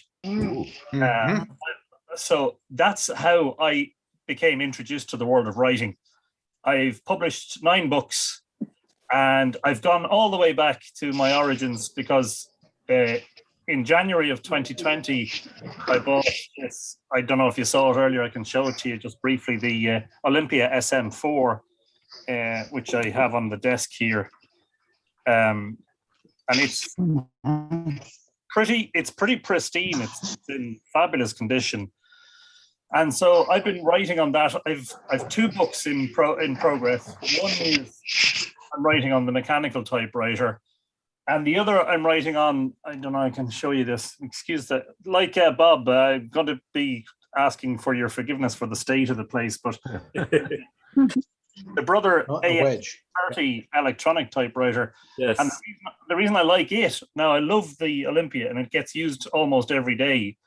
But the reason I love the Brother is because I can produce an entirely clean typescript with it because it's got the corrector ribbon. And I just find that a joy to use. And I love the noise that it makes, when the daisy wheel, when the hammer is hitting the paper. But so that's my story. I write mostly I've published books about Ireland's history and culture, mostly related to prehistoric monuments. I mean, I live in Drogheda, which is close to, I don't know if any of you have ever heard of Newgrange and the Brunabonia monuments. They're giant Stone Age monuments that are around 5. Yes, I've been there. Yeah, a little bit over 5. I love it there. Yeah. So Newgrange is 4 miles as the crow flies in that direction. So I've grown up around those and become inspired by them and written about them for years. So hey, Anthony, I just gotta get this in here. When I put it on grid view so I could see everybody, because I don't go on Zoom much, so I'm like, oh, I can see everybody, and I focused on you and thought it was me. And this is not meant to be an insult. It's a compliment, okay? but I'm amazed how I think you look like me. You're a good-looking fella. I know. What can I can't say anything else. But I mean, does anybody else think that we look I mean, oh my gosh. You look like a little bit, yeah. You could be cousins. You can be cousins. Yeah. Well, it's good to I have mean, you, Anthony. My dad's family's from Wales, I guess. That's so, man. There you go. Oh, your I thought accents a are bit very of similar. Irish in me as well. I'm in North I'm Carolina. 1/8 Irish. So, McAfee. Anthony, Yes. Anthony, if I may ask a question, Yeah. pretty well all the prehistoric monuments and whatever you call them are usually built on the intersection of two or more ley lines. Are you familiar with the ley lines? And my dad especially, and me to a certain extent, can actually feel the energy from where two ley lines cross if nobody else has been there in the last 24 hours. Well, there are two sort of ways of approaching ley lines. One is, alignments of sites, monuments over long distances. Mm-hmm. And then the energy aspect. The energy aspect of ley lines is something I don't go near in my work. And that's simply because I don't have any specialization in it. I don't dowse, for instance. So it's not something I've sort of spoken about. But the other aspect, like there are several very long alignments, very, very precise alignments of Stone Age monuments in Ireland across long distances of landscape. And there are some who say that that's coincidental, but some of these sites, like you've got passage tombs that have passages that open up looking to the horizon, and on the horizon is another monument of the same age. And so that's hardly likely to be a coincidence, But I do, and I have encountered, I've been writing about this stuff for 23 years. I've encountered quite a number of people who insist upon, exactly what you say, that there are very sort of powerful energy lines. But I suppose it's not that I'm cynical, but rather just skeptical, because I have only dowsed about twice in my life. And on one occasion, I felt a very, very strong pull of the rods. And on another occasion, I didn't feel anything, where other people were saying, no, there's definitely an energy line here. And look, we can feel it, and I could feel nothing. So in my experiences so far, it's really 50-50, Yeah. At the place I used to live in, the next town south, we were having trouble with the water line. And I called the town, and they said, well, your water comes straight in from the street. And no, because the water inlet valve is on the south end of the garage. So I got my two coat hangers, bent them into dowsing rods, and marked every 5 feet where my dowsing said the water line was, found where the valve was. It's right under my neighbor's garbage can hut. And so I called the town and said, this is the valve we're having problems with. They said, no, it's this valve here. So they dug up the valve they said it was. No, that's turned off. I said, okay, dig this one up. And they said, how did you know? That's not even on our map. Yeah. A lot of people who build, rural dwellings in Ireland still employ the services of a dowser to find the best location to sink a well. Yeah. It's a very old talent, My dad was with the water department until he died back in '88. But when I was a little kid, because he ran a backhoe and dug up the streets up in Ohio for water lines, and they'd find water breaks. And he showed me when I was a little kid, he bent two welding rods and said, here, do this. And he showed me, and he said, that's how we find our water lines a lot of times. Yeah. Cool. I've always been amazed by it, actually. Because I know some people don't even believe in it, but it's like, I know it works. I don't know why it works. I've heard a lot about dowsing over the years, and this has always been this conflict of whether or not it's something. Yeah. Yeah. I guess it's, people have negative energy and positive energy. Maybe it has to do with them too. They say it doesn't work. Maybe it doesn't work for them. Who knows? There's a certain amount of that we know is true as far as our own attitude. Yeah.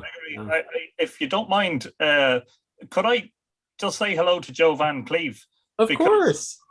I'm a very avid follower of your YouTube channel. Watch all your videos. Have been doing so since I got back into typewriters. I'm enthralled by your encyclopedic knowledge, and what a great pleasure to be in the room with you, as it were. So thank you very much. Yes.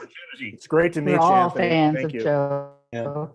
I could And say Joe, this about you, Anthony. You've got videos I've seen.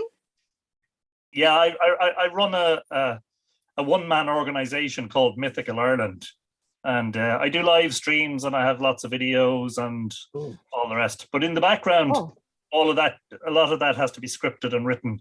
And now that's more likely to happen on a typewriter than on the computer. I don't know about anyone else.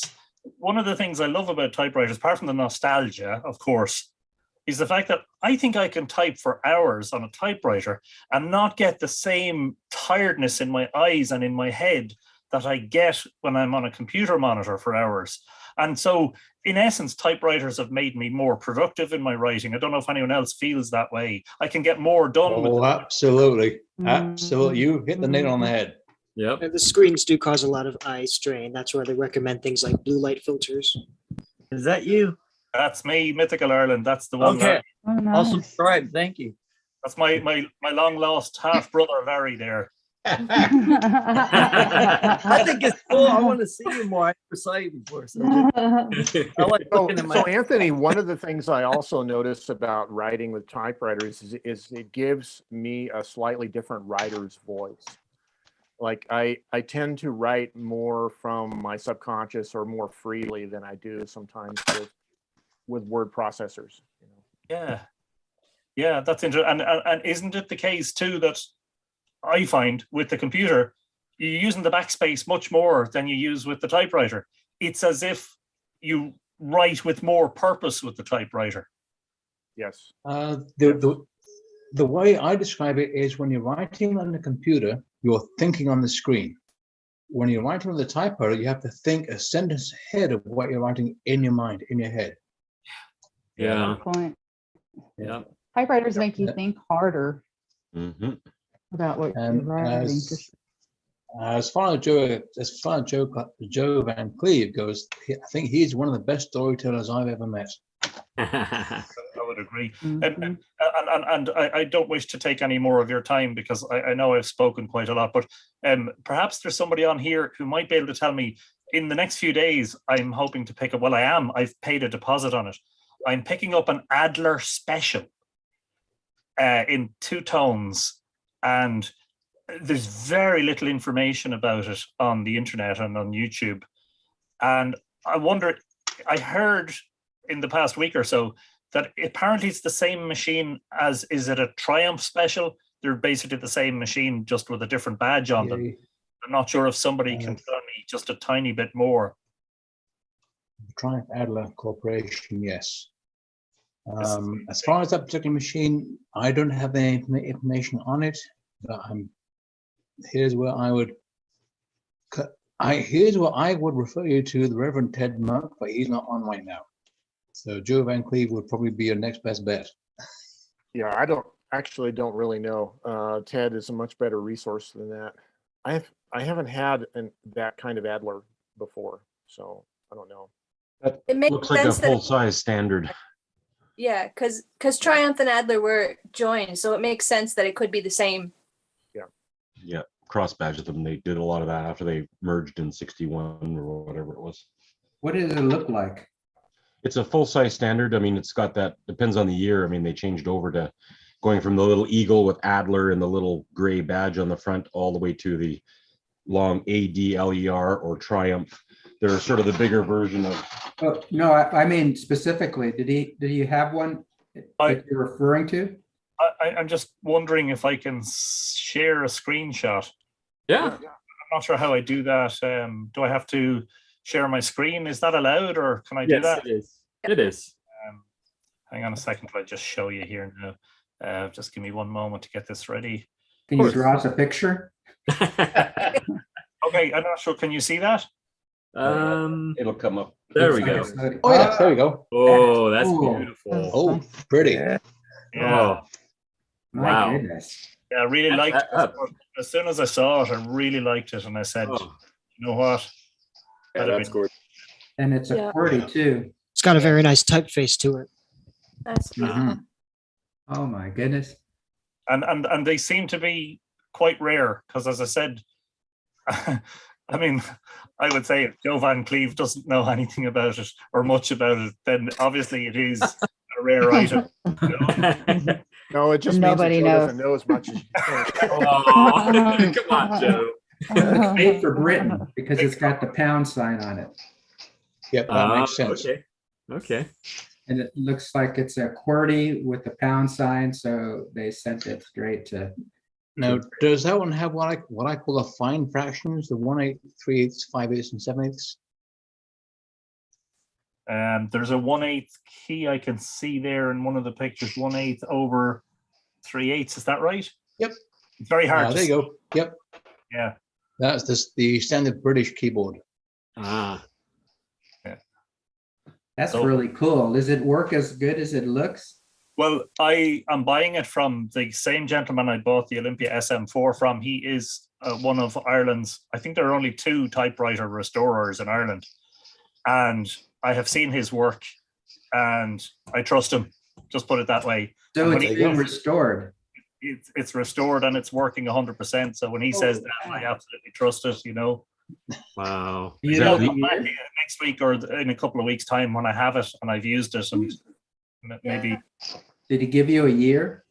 I mean, the machine, not when he's going to give it to you. Oh, you mean a warranty? No. I meant the year, the serial number, and the year of the machine. Manufactured date? Manufacture. No, he didn't. So it's metal. So I'm thinking maybe it's from the 50s. Oh, no, or... hang on. He did, yes. Serial number is 2195575, year 1958. Oh, there we go. Okay. That's a good year, right, Larry? The best year. I mean, it's just that they have to make everything good that year. Yeah. I don't know why. 57 was a good year too. A by the way. 58 Chrysler New Yorker is a great, you know, it's the best hunk of iron that was around. It's a year older than me. Well, that's a cool machine. I would love to have something like that. I like the metal on it. That's really cool. Well, Anthony, I'm looking forward to you showing us that machine when you get it. Yeah, definitely. Well, be sure. What I'm hoping is that it doesn't relegate the SM4. You know, that I don't want to collect typewriters. I know what it's like. Yeah, You we get all one, said that once. and all of a sudden you have 10, then you have 20, and then you have 50, and nowhere to put them. But yeah, I'm really looking forward to having it on the desk. You'll And- always You're- find a place to you don't put them, wanna- and you'll always find a way to use them. Yeah, that's true. If you don't want to collect typewriters, you're in the right place. Yeah. If you have some you don't want, you can just give them to me. I'll come over and pick up the extras from you. There you go. So Anthony, Anthony, I'm sorry, go ahead. well, I had 2 questions for Anthony. Excellent. One of which is there such a thing as an Irish typewriter? And the other is, aren't you the person that posted that picture of Newgrange with the ring light from the visitor center? And then everybody started arguing with you about, no, it was really aliens or whatever. Question 2, yes, I am the guy who posted the picture with the ring of light over Newgrange. And yes, lots of people are arguing with me about how it was photoshopped and it was aliens and this, that, and the other. What was question 1? Irish typewriter manufacturer? No, a typewriter with like an Irish keyboard with the accents and. I don't understand about them, but not. What? With clogs for feet. Oh. Apricot typewriters. I'm not aware of the existence of any. Okay. I thought it was a myth. I don't have much knowledge of typewriters beyond those that I've used, you know, so there might be. I'm not sure. But you see, in Irish, there's a what we call a fada, which is just like is it an accent aigu? In French? And the vowels get those. And in the older Irish, there's a thing called a shevu, which is a dot over some of the consonants.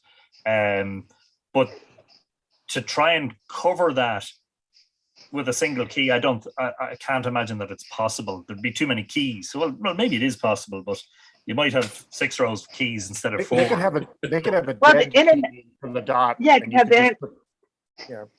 or the international keyboard with the accents that you go back and put in. Sometimes those are dead keys. Right? SM4 doesn't have a dollar, it has a pound sign. So when I need to type $, I just type a capital S, then backspace and a slash. Yep. Yep. Kind of like a dollar sign, you know? Yeah. Yeah. There's always workarounds. So I'm in this, I just Googled that, and there's a Gaelic type keyboard. Oh, looks like Royal made one that they used over there. Interesting. There might be more to this story. Yeah. Interesting. Very cool. Well, Anthony, I do have one other question for you. I really like to support the authors in our group. So if someone is to dive into your books, what is the first book they should grab from you? Probably the best one is the one that's actually called Mythical Ireland, New Light on the Past. Excellent. It's a very good overall introduction to all the themes that I cover in my work, the monuments, the mythology, the astronomical alignments, and it's got a lot of color photography in it as well. It's a really lovely gift book, easy to read, and it looks well and feels well in the hand, you know. Excellent. Well, it's going to be in my shopping cart, so yeah. And he's a wonderful photographer as well as writer. Excellent. Excellent. In my humble opinion. Anthony, feel free to drop a link down in the chat for where we can find your book. Yeah.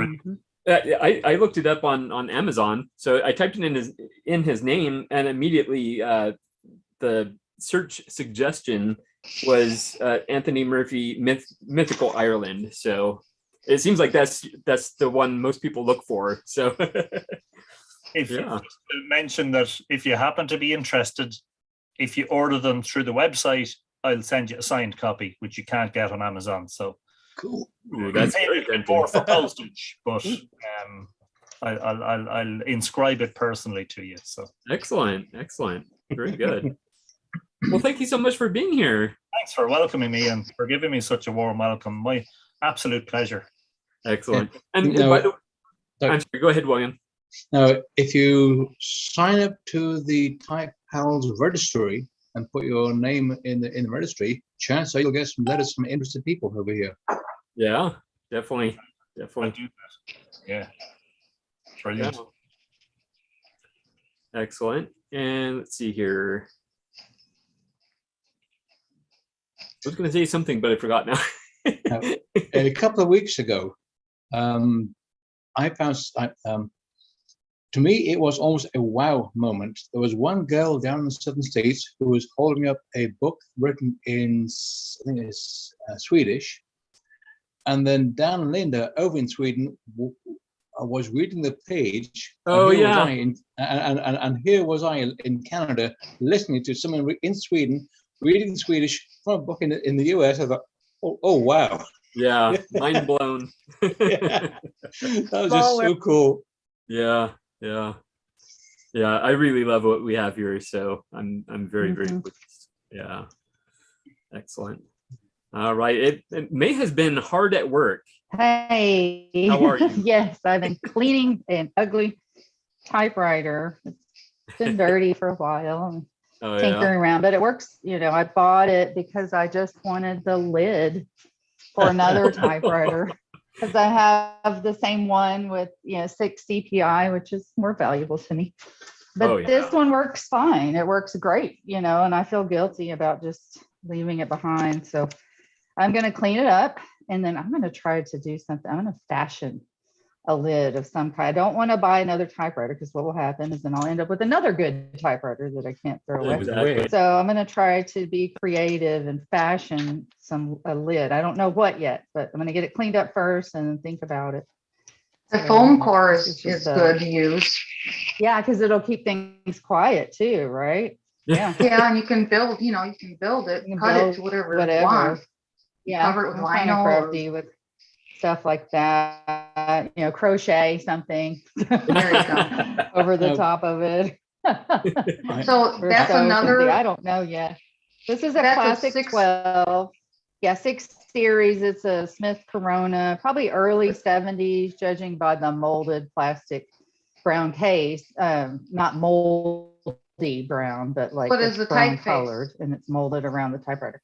It is just a pica, standard pica, so nothing remarkable, but it works. It works great. Like it types really good. Even the old original ribbon still was making a legible imprint. I thought, well, it's worth saving and trying something with it. If nothing else, I can, donate it somewhere, or, leave it at school for kids to bang on. If I put an interesting enough top on it, it'll attract people.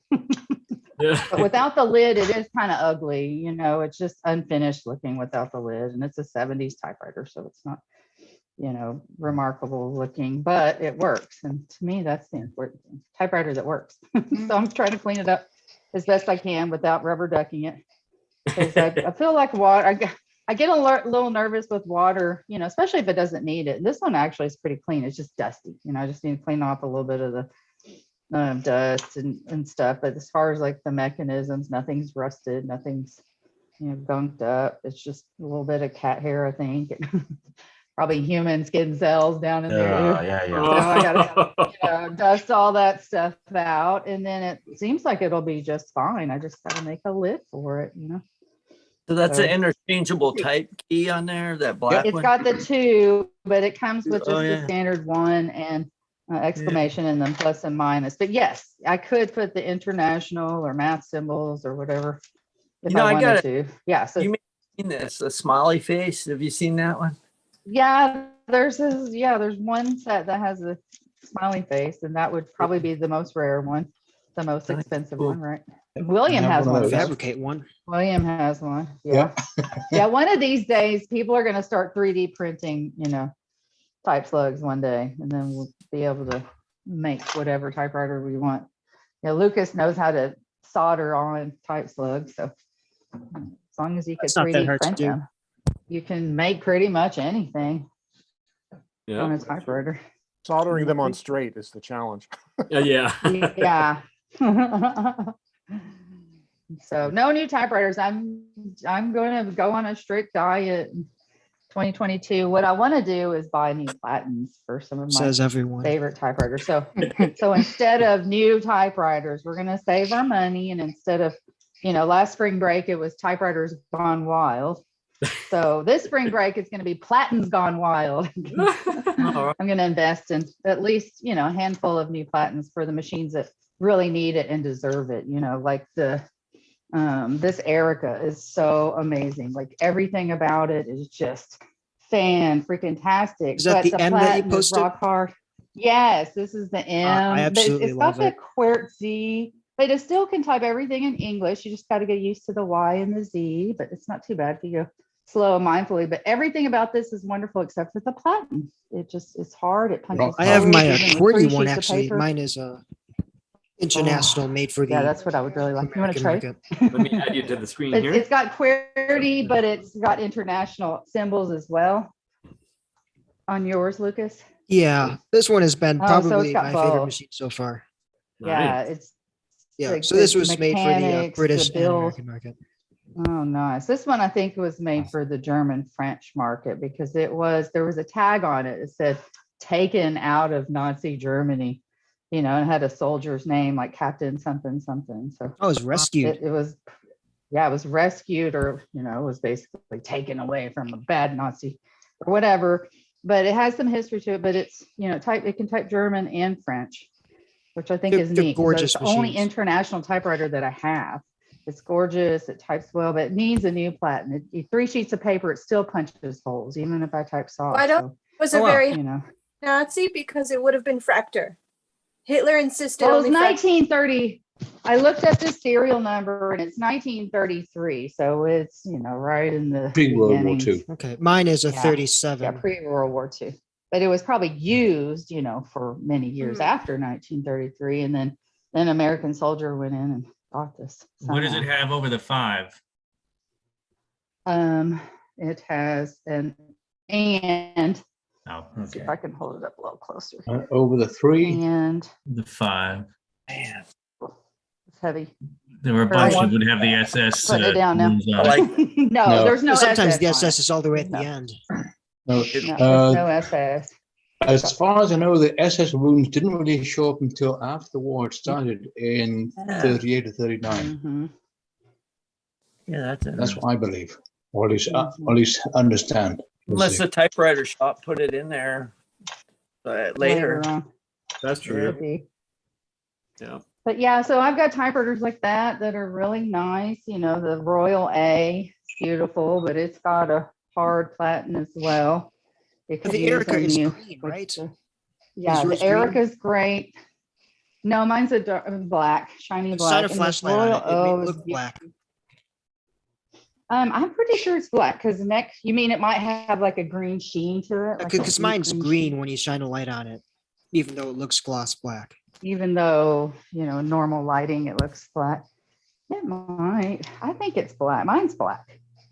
You're right. It's not the same black as the Royal. Like the Royal looks like a deeper black, whereas the Erica has more of a softer black, but it's still black. I would say like deep charcoal. Maybe you're right with like maybe a slight green, you know, tone to it, but it's still black. Yours Could is be green. age. The age could Yeah, have it could be UV faded rays. in the sunlight. I'm pretty sure it's black. It's just not as deep as the black as the Royal. But now you have to learn to speak German so you can use those umlauts. Just Well, my resolder those two dad type speaks slugs. German. Yeah. My dad speaks German. I learned to speak a little French in high school, so I know what some of the symbols are. I'm part German, part Irish too, and so true American, a little bit of everything. So it's good to have an international typewriter in my collection. That's the only one I have that's not English. So I want to hang on to it. Really? It's one of the oldest too, so I want to fix it up nice. A Give French it the machine new platinum recently. it deserves. Mhm. The Typo, they're made in a bicycle factory. I think they're Imperial Model Bs. That was my only non-English layout, and I actually sold it because I don't keep around typewriters that I don't use. Mm-hmm. Yeah. Yeah, I'm the same way. Yeah, there was a shop near me. I passed on it. Was there for months, but it was a white Hermes 3000 in Hebrew. Oh wow. Okay, now that's something unique that you shouldn't pass on. I know. I didn't want to buy it, but it's like, what was I going to do with it? I saw in a on to thrift someone store. that that's Hebrew. I saw in a thrift Or store Jewish. they had a Hebrew letter 22 and a Hebrew Hermes 3000. Wow. And I think they were donated by the same person. I didn't get them because I buy typewriters to use, not to just collect. And Nice. I didn't feel like I needed to learn Hebrew at that point in my life. Well, I would if I could. I probably, I doubt myself that I could learn anything new by this point. Well, you look at a guy like John Monroe, who's been learning Hebrew in Japan on an actual Hebrew typewriter, and you got to be super impressed with that. Oh yeah. Oh. Yeah, I'm still working on slang American. I haven't even gotten to English yet. It's actually more impressive. He's actually learning Yiddish, and he's adapting the Hebrew typewriter so he can type in Yiddish. That's right. Wow. So, like that old saying of my father's, "Don't do it that way. I know a harder way." I've been on the hunt for a Korean typewriter. It's one of the few East Asian languages that was actually able to be adapted to a traditional type bar mechanism. So the founder of the Underwood Company, his brother actually lived in South Korea in the 1930s. They opened up a small little factory type thing there, and they built a lot of schools and churches. So there's two pre-war Underwood typewriters that are special ordered by the brother from the Underwood Company. And they're actually really unique machines. One I think is Underwood Champion, the other is a Model 5, and they both type in Korean. Wow. I think the Underwood family still lives there in Seoul. We'll have to maybe start learning how to navigate Korean auction sites and things like that. Because probably a lot of them are being sold, but just not in English. Yeah, there's only two Underwoods, and those are both in museums. But there was a healthy market for other machines. Brother made some machines for their market. Yeah, Silver Reed, I think, and Smith Corona. Was brother named after his brother by any chance, or is that just coincidence? But what do you mean? You were talking about Underwood's brother, and then you talked about Brother Typewriter. No, Brother Typewriter is a Japanese company. But so the name never came out of another company? Like No. Underwood. Okay. Can you read and write Korean, Lucas? A very little. No. So The typewriter effectively, would help you learn more, right? The typewriter would inspire you to learn more. That's cool, I think Brenda is snoring. That sounds like a pug. That's Sounds not like a me. It's One Nora. of our kids. It's Nora. I can't believe you can hear that. Yeah. Or needs a CPAP machine. Yeah. Well, at least it's not coming out the other end, right? I'd rather have the snoring than the other. Yeah, that's true.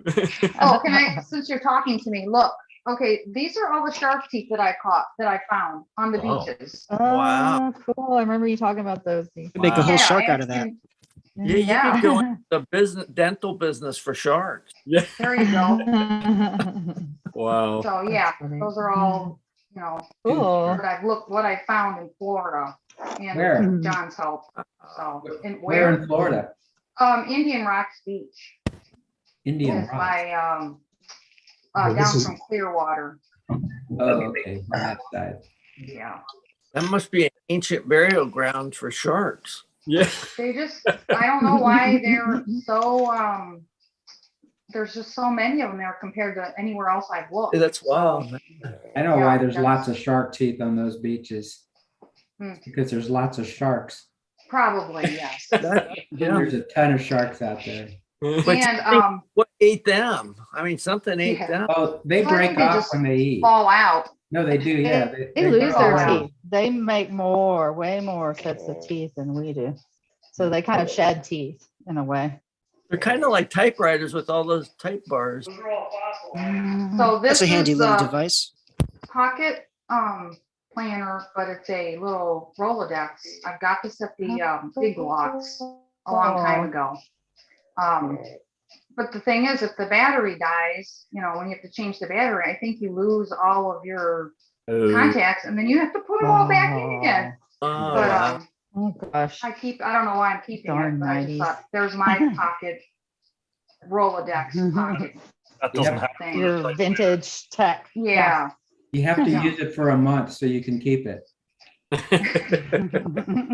just get rid of it. Have you tried that? Have you tried putting things in it and taking the battery out and putting it back in real quick? Well, I think, I did have stuff in it at one point, and I think that's the thing. The battery died, and then I'm like, Wow. forget it. I'm not doing that. So, Oh. I Yeah. wonder if it has a backup So- battery that maybe. I don't think so. No. I don't think Like so. a little watch battery that keeps it back. On the like a motherboard. computer. Yeah. Yeah. Oh, I don't know. I'll have to open it back up. Maybe I'll have to try it again, but yeah. I know that my first wife had a Sharp personal organizer, and the instruction of that was to turn it completely off, let it sit for at least 5 minutes, then change the battery within 2 minutes, let it sit for 5 minutes, then switch it on again. Oh my Yeah, I'll goodness. see. I don't know if there's anything in here about that, but I see Lee has a parrot on her head. Oh yes. So cute. Or is it a macaw? Yeah, he was hanging out and decided he wanted to come sit on me for a while. Oh. So it sounds like your parrot is boring. We've got all kinds of animals. He's wondering about you guys. Yeah. What is going on? Say, hey, Beaker. Hey, Beaker. Hello. Beaker. Hey, Beaker. I was looking for, I have a little Rolodex in the shape of a typewriter, but I can't find it right now. White Cute. spots on I think your somebody on here shared one, and I went on eBay and found A roll, like a notepad thing that's painted to look like a typewriter. Like Lucas's thing. Yeah. Brenda, is that your dog? Yes, it is. yes, it is. That is Sorry. called a pug snore. Yes.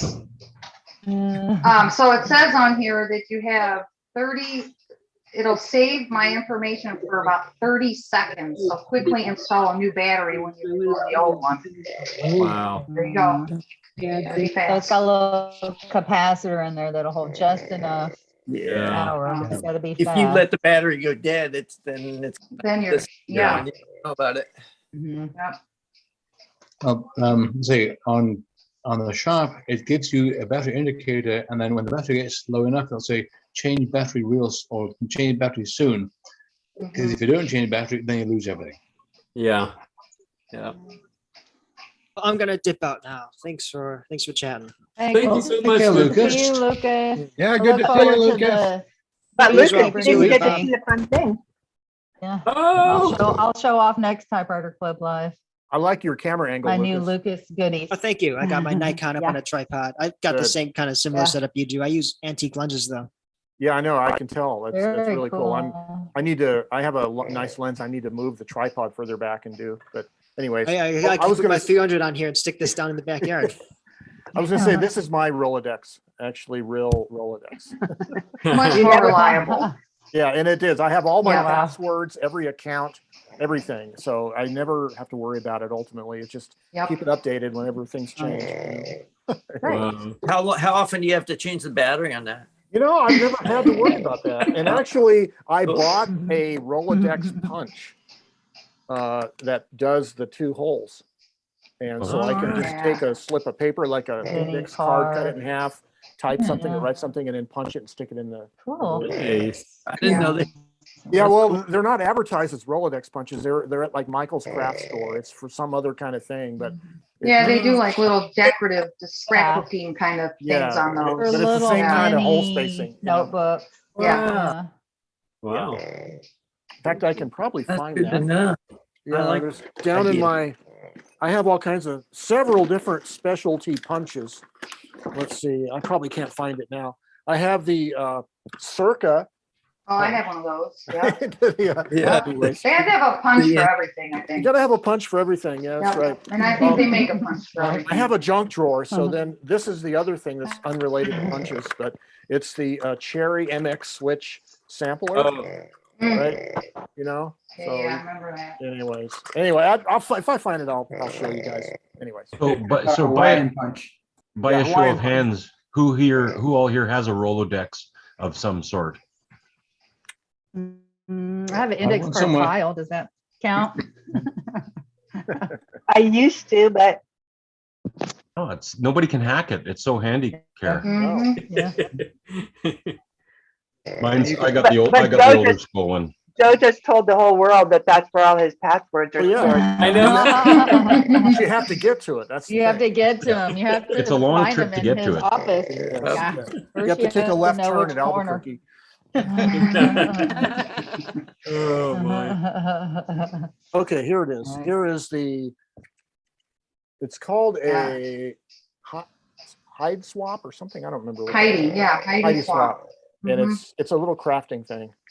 Yep. And it does basically the same hole punch as a Oh, nice. Rolodex. Oh. I had the the Chads. There's actually Chads in the little thing there. So I have one that looks like that for a disk, for a floppy disk to punch it so you can erase it or whatever. Oh yeah. hanging Chads actually is what they Hanging Chads. Yep. Be good confetti. If they marketed that as a Rolodex punch, they'd never sell any, so they had to change it. I guess. I know. It's up to us. I to have a figure out what digital to call it. caliper, which is always interesting, right? Yeah. Oh yeah. So yeah, that's my junk drawer. It has all kinds of stuff in it. So That's all. Too. Well, I know Kara was saying that she had something special to show. Oh, that's right. I saw that post on our group. I do. So let's see where to start. So you remember that I bought that I got that typewriter on like a few weeks ago, got that typewriter on Shop Goodwill accidentally. Yeah. Accidentally. They still haven't sent it to me. Oh. So that's not what I'm sharing. They sent it to somebody else. What? They sent you the wrong typewriter? They didn't send me anything. Oh, I kept saying, where's my typewriter? And they finally were like, we sent it to somebody else, but we sent them a shipping label. So we're sure they'll send it back to us and then we'll send it to you. Wow. Hmm. Wow. Well, darn So it. that's not what I'm sharing today. A few, trying to see what, a few years ago, I started doing relief printing, and this was one of my first plates. Oh, that's beautiful. That's cool. And I also had to do that. Nice. Nice. So this, I printed before I love Herman's. I that. printed a bunch on wow. On muslin, and I took them to hand out to people. And I sort of had this idea that we could all put them on the back of our jackets and be a gang. Typewriter gang. Yeah, typewriter cult. Cool. And a little while ago, Lee, who had gotten one of the originals, said to me, "Do you mind if I make patches out of that?" And I was like, "Yeah, well, it was sort of supposed to be patches." And yesterday in the mail, I got wow. these little, look, this one silver leather patches. Is that leather? It's like a fake leather, right, Lee? Oh, Leather. Yep, fake leather. okay. Leather. Yep. Nice. So Leather. these, you know, Vegan maybe leather. we can make and stickers. Stickers. Wow, those are great. So creative. I haven't discussed this though. And she sent me snail mail stickers. Oh, you're awesome. And a letter from Lee and Beaker. I'm so lucky.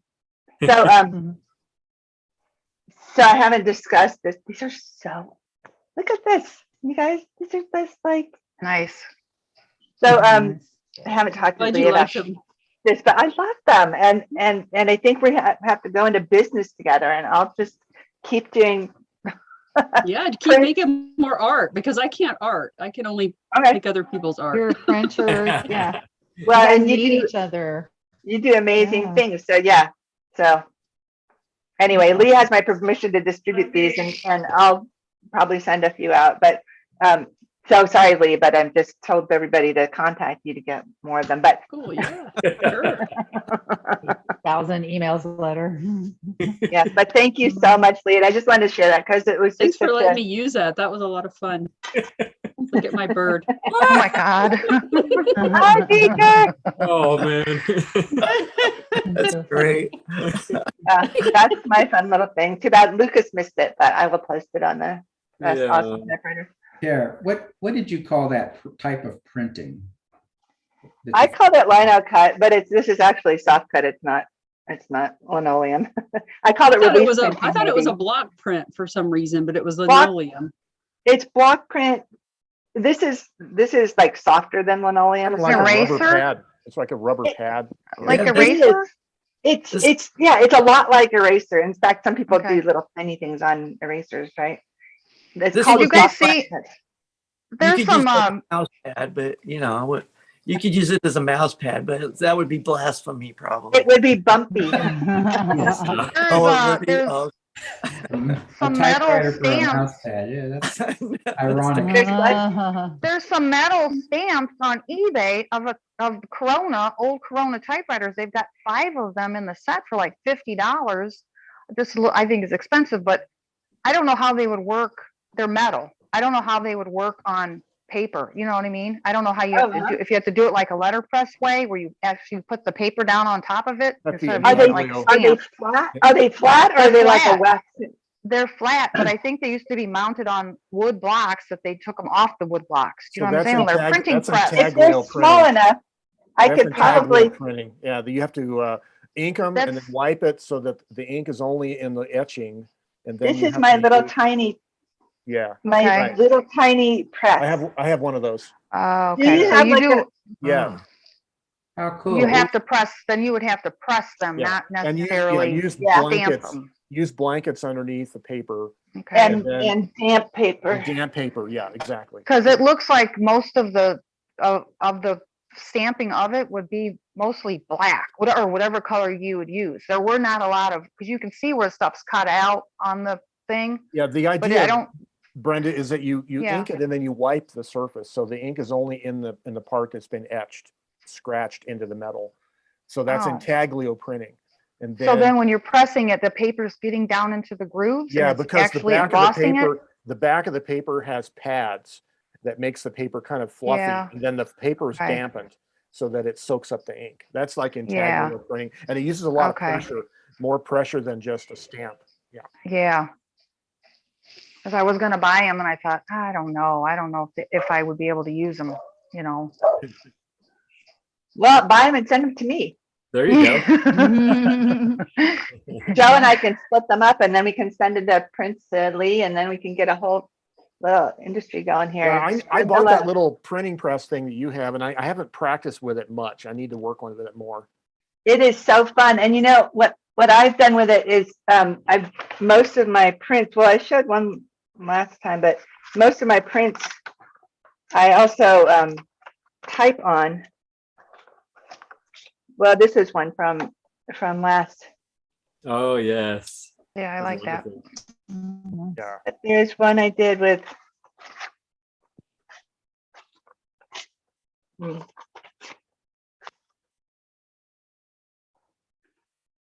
that was more complicated. Wow, yeah. Oh. Because I had to make a run of 10 that were all alike, so I had to do them all. And this was, oops, this is the wrong one. This is the one on with the Vogue machine. Oh, I love that. Lovely. So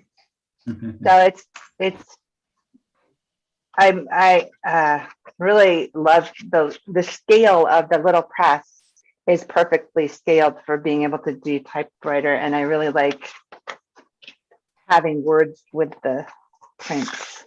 Definitely. And you know, so it's like double, you know, it's not different really from how a typewriter applies. Well, it is sort of inverse of how a typewriter applies, but all these forms of printing that kind of go together makes me happy. Kind of related, yes. Yeah. Yeah. Typewriter is really just the personal printer, the printing process, right? Exactly. Excellent. And if anybody's interested, that little press is called it's from these guys in Germany, the Open Press Project. And it's about $100 to get one with the steel rollers and steel parts, but they also have made open source the plans. They're 3D printed. So if you have a 3D printer or you know somebody with a 3D printer, you can print one yourself for free because they've open sourced the plans for it. Wow. And it's really so fun. And you can use it for linocut, and you can use it for intaglio and dry point and chincolle and, you know, all different monoprints. You can use it for anything. And they also are doing a print exchange right now. So there's, if you even just open press print exchange or open press project, if you look on social media, people are starting to post the ones that they're sending in for the print exchange. And it's just amazing what people are doing in this little tiny space with these little tiny presses.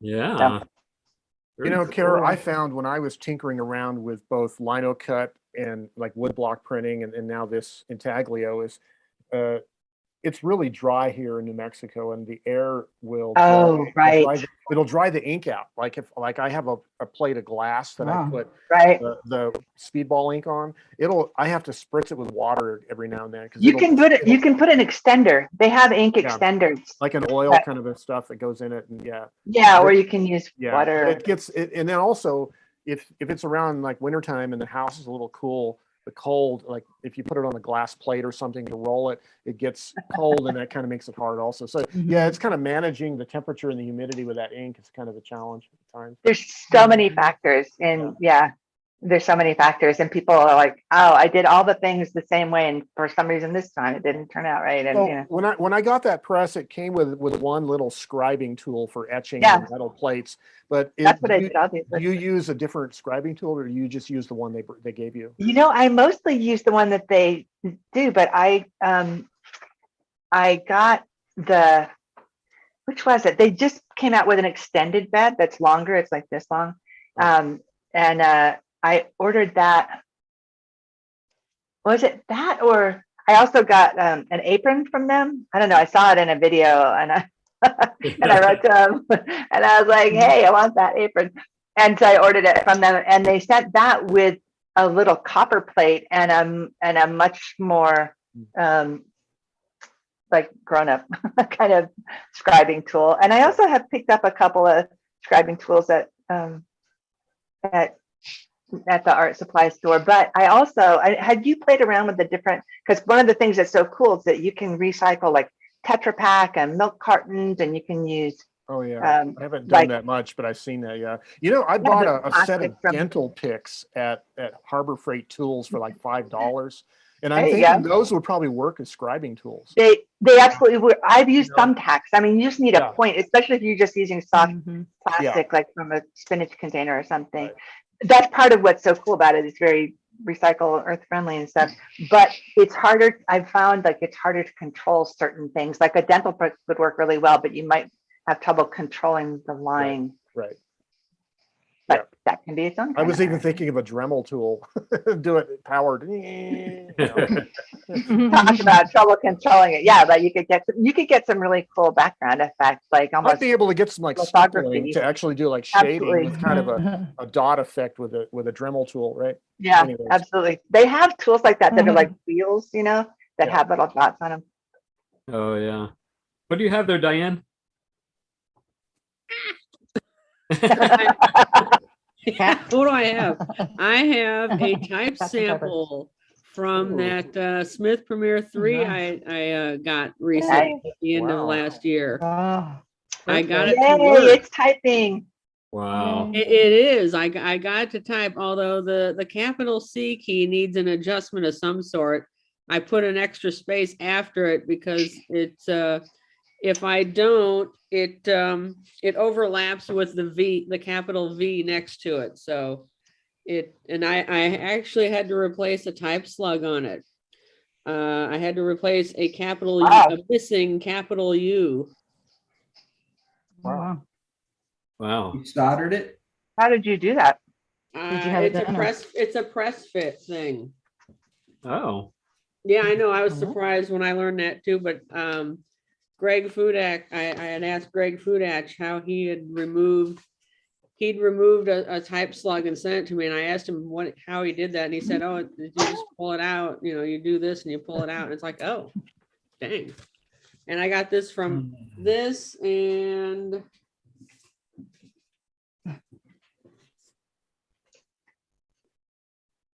this from him. What is that? This is the ribbon. This is the complete ribbon holder for the Smith Premier 1. Oh, wow. Score. Mine is missing this little bar up here. And it's like, this thing's been sitting on eBay for, I don't know, probably a year or so. And I'm just like, okay, whatever. Let me just get it. So where did that part come from? They didn't just make it, did they? No, Greg has been parting out a Smith Premier 1, or he did and I guess he just had this part's been sitting there on eBay for a while. Okay, that's what you meant. Okay. I'm sorry? Okay, I understand. Yeah. Oh, okay.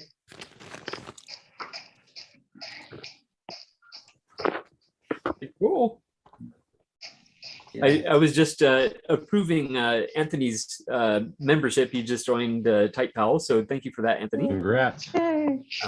You're one of us now. One of us. Oh yeah, I got something inspired by Joe. I was just telling my wife Anthony looked like me. Joe inspires us all this. Yeah, I'm watching your old videos, Joe, on using stuff for postcards. Oh yes. Because my first postcard came off of here. Yes. Pop-Tarts. That's funny. That's hilarious. That's probably where the second one's going to come from too. That would make a great postcard. All those graphics. Oh yeah. I'm not sure there's such thing as an old Joe video. They're so timely. It's just timeless, right? Classic. Yeah, there you go. Well, in regards to numbering, it's old, but the number sequence. We're almost going to hit 300 in a few videos. Wow. Are you going to do another family family photo? Oh, I might. I mean, it Yeah. hasn't really changed that much. You know, I haven't really gotten too many new typewriters, so. Yeah, but you've lost quite a few, haven't you? I've lost a few. Yeah, you know, I've lost a handful maybe. I did get rid of. So yeah. Did you look under your bed? No, I think what happened is they actually ran away. I think they. No, there was a period. I think it was early last year. I decided to downsize, at least go through the collection and only keep the ones that I want to use. You know, because I'm not a collector that just collects for the sake of show. Because this is another story, and then you guys are mentioning about storytelling. I grew up. My dad and my stepmom, they went to flea markets and antique stores as a hobby. And in our little house, they had 13 antique china cabinets full of carnival glass, Jim Beam bottles, you know, all the stuff that people collected back then. And in fact, you know, us kids didn't have our own bedrooms. It was their stuff in our rooms. It was their antique cabinets and stuff. They didn't have any room for it. So, you know, when I got to be an adult, I decided I didn't want to live like that. But needless to say, you know, I do collect stuff, right? And all that. But so I tried to keep the collection down to the point where it was typewriters that I want to use. With probably the exception is the MJ Roy, because it's just such an unusual little typewriter and it's pretty small. It's hard to argue that it takes up that much room, but it's not a typewriter I necessarily want to use much. But it's fun to show people how it unfolds and flips over, you know. Yeah. But, You're allowed one like that. So How's that? in answer to your question, Diane, I'm probably I might do that. I might do a little family gathering group portrait. The last time you did that, then I went and bought a bunch of typewriters, Joe. I know. Not good for other people. Yeah, it'd be a good number 300. Yeah, 300 episodes. You know, Joe, not everybody can say that they have a typewriter that fits on a bookshelf that Roy does. Actually, it is. It's right here. Let's see. Yeah, it's right by that yellow notepad. Yeah. That's the MJ Roy sitting up on end. Right behind my head. Yeah. And then that man you have on the shelf when you're doing some of your videos, it looks like he's standing on your shoulder. I'm thinking, is that the good or the evil? So that came from Hobo Joe's restaurant. There was a chain of restaurants called Hobo Joe's back in the 70s. And I have the coffee cup also with the logo on it. And the Hobo Joe's that was in Albuquerque is now a Denny's. And so it was about the same kind of food as a Denny's, you know. So excellent. I had this rocket bank. You guys might have seen it. It was like a gold colored 50s style rocket bank. It was from Bank of Albuquerque back in the early 60s. Fell off the shelf, broke. Oh. Hit a fragile pot metal. And so, yeah, my two brothers both have theirs. So my dad bought each of us one of those banks. Wow. Crashed and burned. Yeah. Yeah. Sonic boom. Yeah. Well, you know, the problem is that these 3-ring binders, you try to put them on the shelves. And 3-ring binders especially don't like to stay put. You know, they kind of want to fall. And so they kind of tipped over and slid over and knocked it off the other side of the shelf. So. Wow. You're complicit. Yeah, and I think what I've seen are storage boxes to put a 3-ring binder in, because the binders kind of want to go crooked, you know, like that. thought it was me the whole time. So it's the binder's fault. It was the binder's fault. It's not gravity's fault. It's the binder's fault. You have a trial for them? I've also seen some of these like really professional bookshelves that have a track underneath the bottom of the upper shelf with a wire thing. And you can use it to pinch your books together so they don't fall. But you know, these decorative home style shelves don't have that feature. So bookends. Bookends. Yeah, well, you need a pretty heavy bookend because you guys can't just see get a couple typewriters up there for a bookend. Well, come on. I have like the bottom shelf of these 3 shelves is just full of 3-ring binders, full like 4-inch, really wide binders with hundreds of photographic negatives and prints. And so they still want to kind of go crooked like that and fall. Oh yeah, you have to spread the ends out. So that Yeah. it goes in straight instead of like that. Yeah, but yeah, they just you couldn't have just a book and to keep them in place. You need something more sturdy than that. So I have to rig something up anyways. Either that, or when you're putting your 3-ring binders in, put one with the spine out, next one with the spine in, one with the spine out, spine in. That's a good idea. It's just That's a then good you have idea. the problem of being able to can't figure out which binder. Read which one. Yeah, I know. Yeah. Yeah. I put my photographic ones in like chronological order, and they go all the way back to the 90s. Wow. Well, Nice. every system has pros and cons. Yes, Yeah. it does. I think I've seen some boxes, that you slip a binder in and then it just stays put, and then you can stack those boxes. And I could actually probably make some of those out of foam core. So cereal I did- boxes. Yeah, that's what I used. I have these little journals I make, and these little when I'm done with them, I just take them out and I put them on a shelf. And I took an old Cheerios box and cut it into shape and tape and whatever, and made it to hold a year's worth. So That's good. I like that. That's a good it way. worked, and now I'm going to start working on other years. Just put them. I can make them to their own size, depending upon how big the year was. Right. Yeah.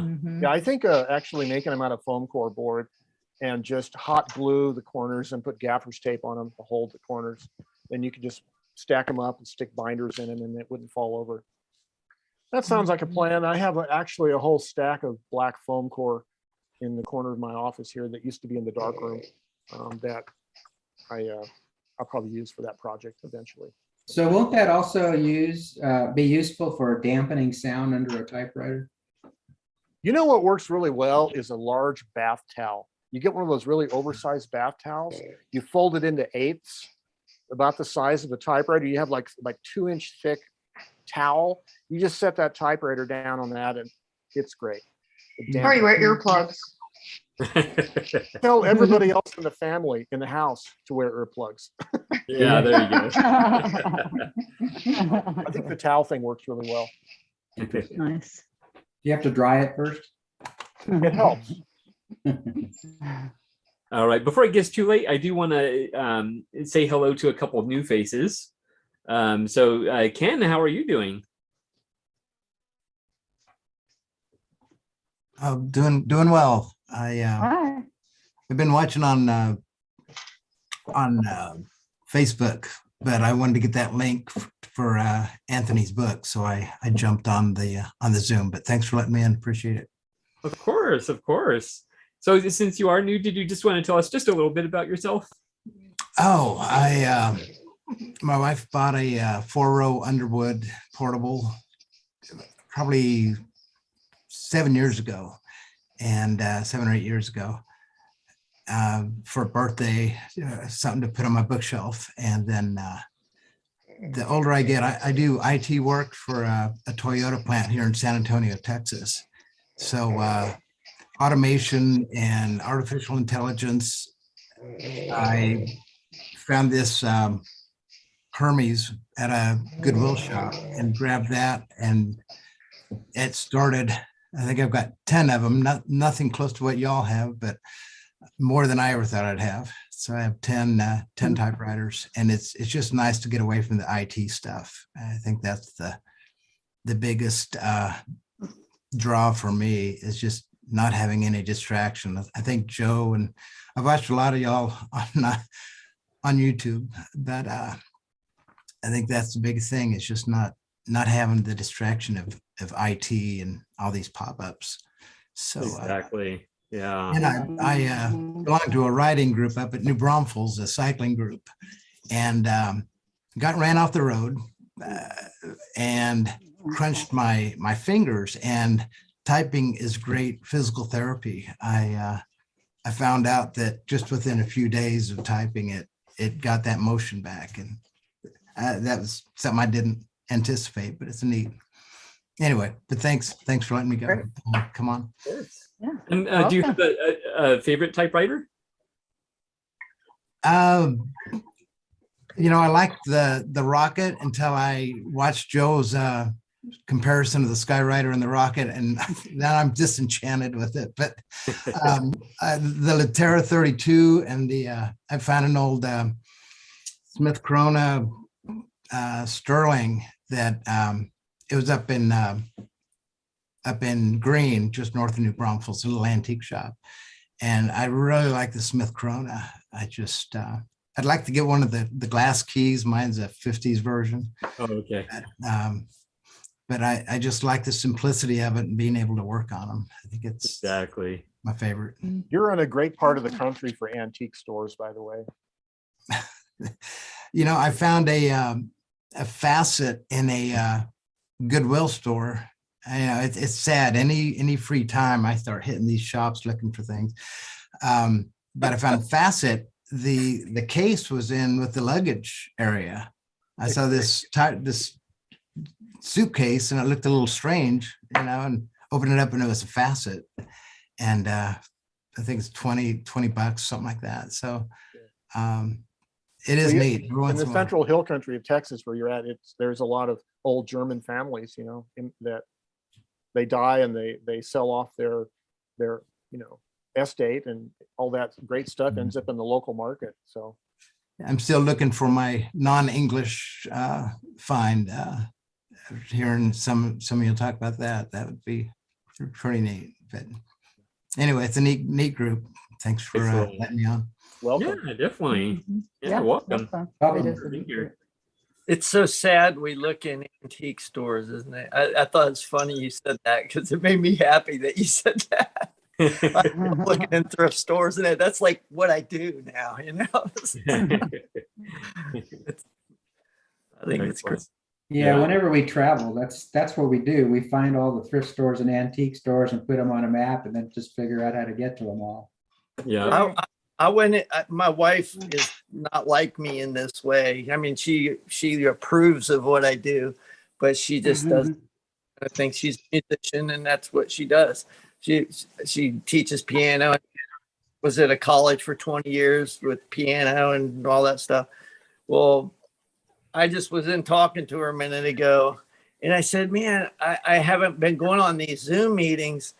And I said, all these people are just like me. I'm so amazed. People all over the world are just like me. I mean, because I feel like very individual where I live, like nobody else is like me. And I was like, there's a lot of people like me. Yeah, yeah. Your keyboard experience should be good for typewriters. My daughter had to put up with me. She got a job up in Denver, and she wanted me to drive the U-Haul up there. So I said, okay, one condition. I need to stop at the library. I need a library card, and I want to stop at the antique shop. So I collect both of them now. So so she put up with that, and I drove her U-Haul. Yeah. Excellent. Deal. Win-win. Yeah. Yeah, definitely. And as a library worker, I appreciate you getting your library card. I had to go to Tupelo, Mississippi. We had they were moving the IT server room down at Toyota in Tupelo. And so I went to the library card, and they've got they've got a big plexiglass square with Elvis's first library card. Oh, wow.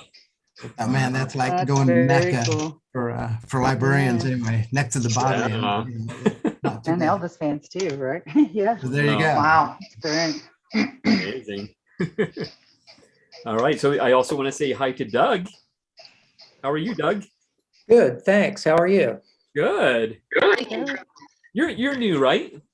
This is the first time I've jumped on a call. I've watched on YouTube from time to time, and I know a few faces personally, but it's nice to hang out a bit with everyone.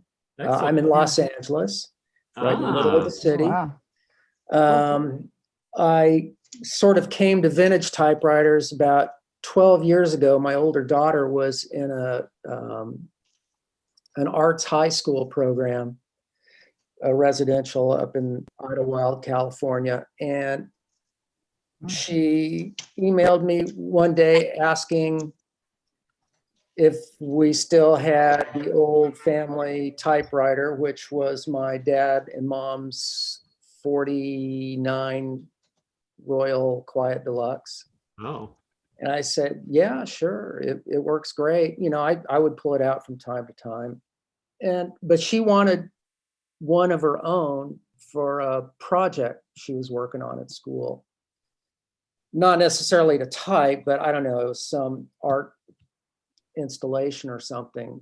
And I went, you know, on eBay and started looking at typewriters and started getting a sense of the panoply of cool designs through the century. And the first thing I got for her was just one of the 60s Royal Streamliners in the aqua color, and that worked great for her, but it kind of started an avalanche for me of chasing down so many different machines. And one typewriter leads to many. Yes, that happened. Same story, all of us have. But anyway, I'm pretty mechanically apt and do a lot of fine motor skill, you know, small hand tool work on musical instruments, stringed instruments, and so forth. And nice. A lot of positive transfer between that and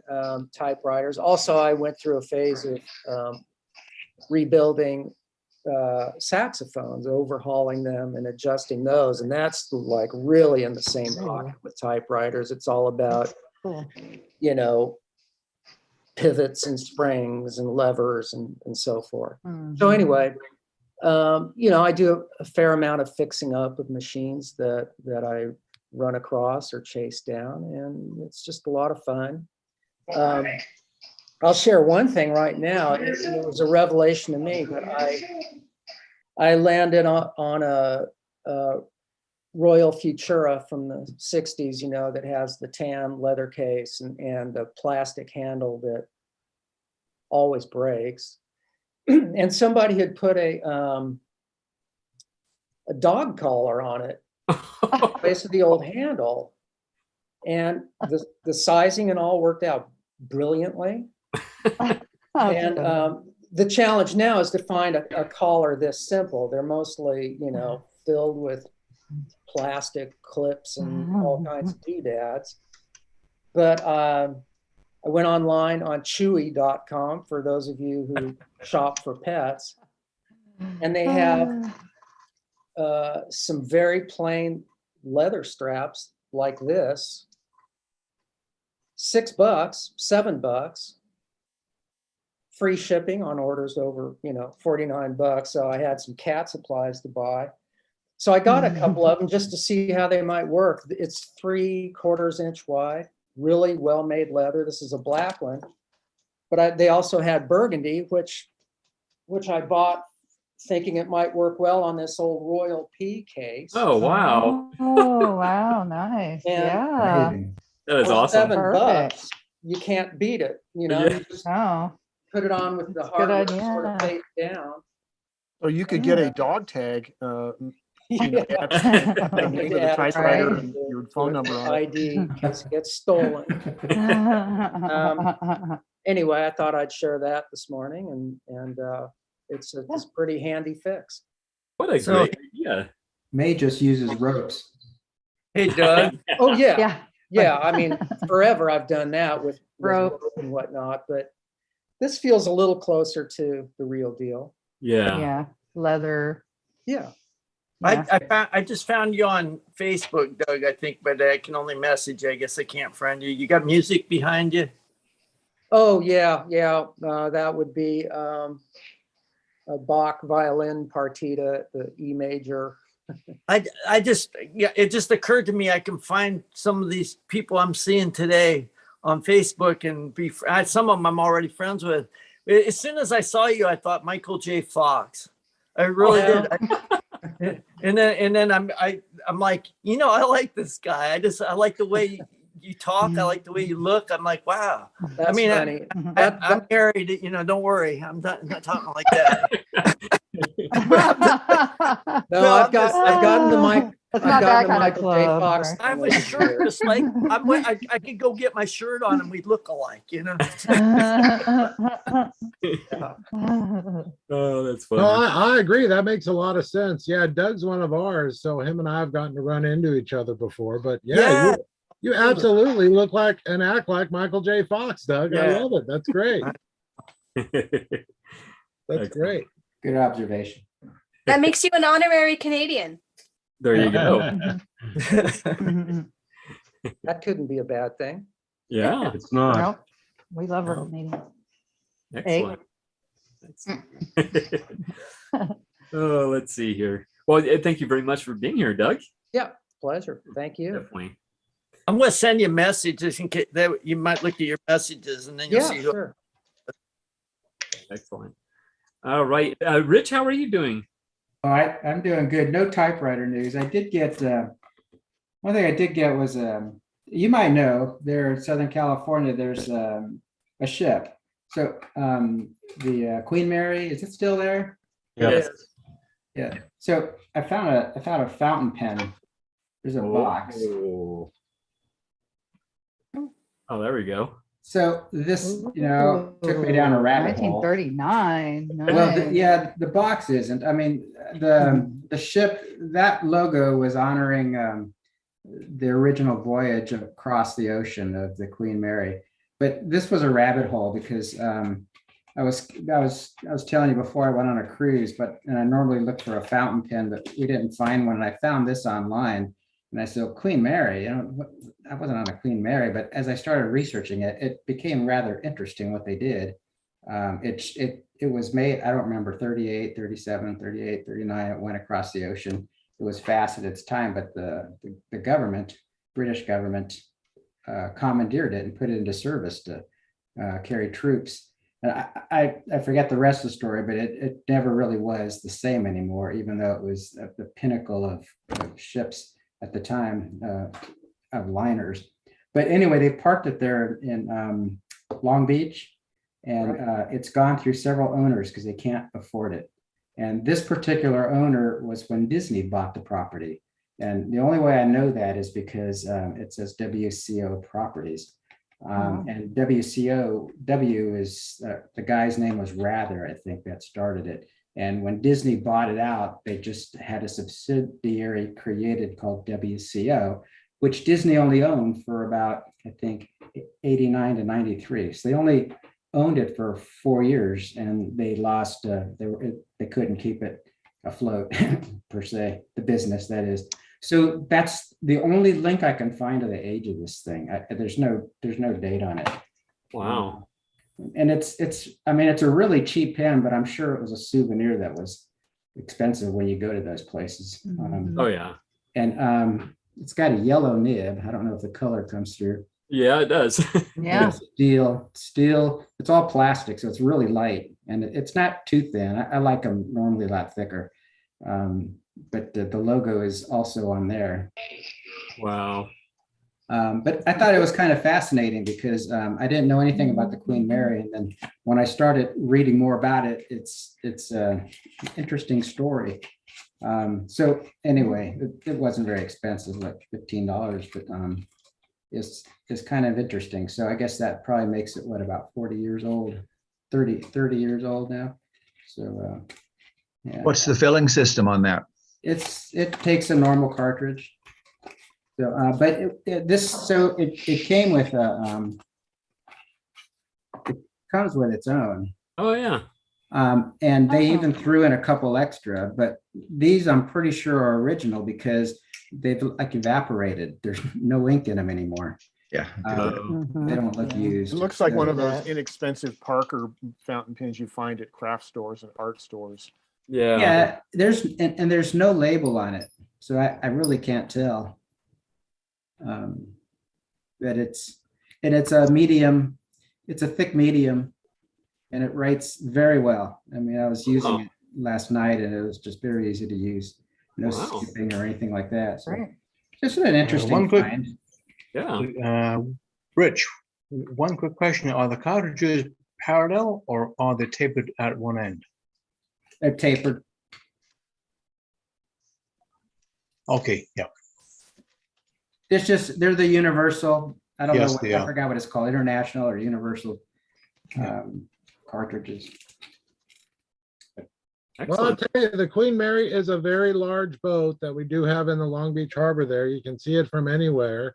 And I think I speak for most males in Southern California. If you take a date there, for some reason, they like to leave a lot of rooms and doors open. So it's a great place to take a date. I'm just Interesting. a lot of dark hidden corners, a lot of ghosts, a lot of cool stuff. Yeah. So- I lived in the Long Beach area when they So brought. what are you it in. saying, Bob? You don't need to go to Makeout Point. You can go to the ship.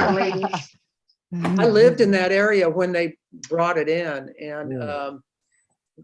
in those early days, you could just run free through that whole ship. It was Wow. really fun. It was great. I mean, but it's been an albatross of a project for the city and the various owners. You know when they moved the Queen Mary into Long Beach? What I think year? it was like 69, 70. Because I was on the Constellation at a carrier out of San Diego that's now Razor Blades, but they in '76 when I got on the ship, we had to go up to Long Beach to the naval base into dry dock to have 2 of our screws replaced, the big brass, screws. And so I remember staying up there in Long Beach for about a month or so, and it was pretty cool. Yeah, it was a Get fun on it? place. I played in a top 40 rock and roll band in those days when in high school and in the years following. And my high school had its prom on the Queen Mary. Oh, wow. My band got hired to play at the All prom. Awesome. So I didn't really go to my own prom, but I played music You got at it paid. on the Queen Mary. So You got paid Wow. to go to your prom. I have some interesting recollections of the Queen Mary. Interesting. So are you a rock star? So I swear you look like a rock star. So you're in Los Angeles. I mean, you sound like a rock star. You know, it never happened. Oh. We tried. I mean, I've done various musical projects on my You're whole just not life crazy and enough. Continue. I've pared down to the mandolin now, playing classical and Baroque music on that. Oh, That's the main wow. musical activity. But I play 3-chord rock all the time nowadays. that's the best kind. All you That's need. my forte too. Go for Baroque. 3-chord rock. There you go. I saw that peg head in the background. Well, you got a telly back there too. Yes. This is my main one nowadays with my Beatles strap. The Beatles. That's a 12-string. Yeah. That's nice. Yellow Submarine. One thing that I'm kind of surprised at or have noticed is how many typewriting enthusiasts are musicians. Yeah. Yeah. Yeah. Yeah, I Well, remember. we're all good with our hands, right? Anthony too. There you go. This is the telly. How Yeah, many of and also mechanically inclined. You know, a lot of typewriter people are just good in other areas too. Very common. Oh, I look at Ted, Bob Marshall and you know, myself. programmer. Yeah.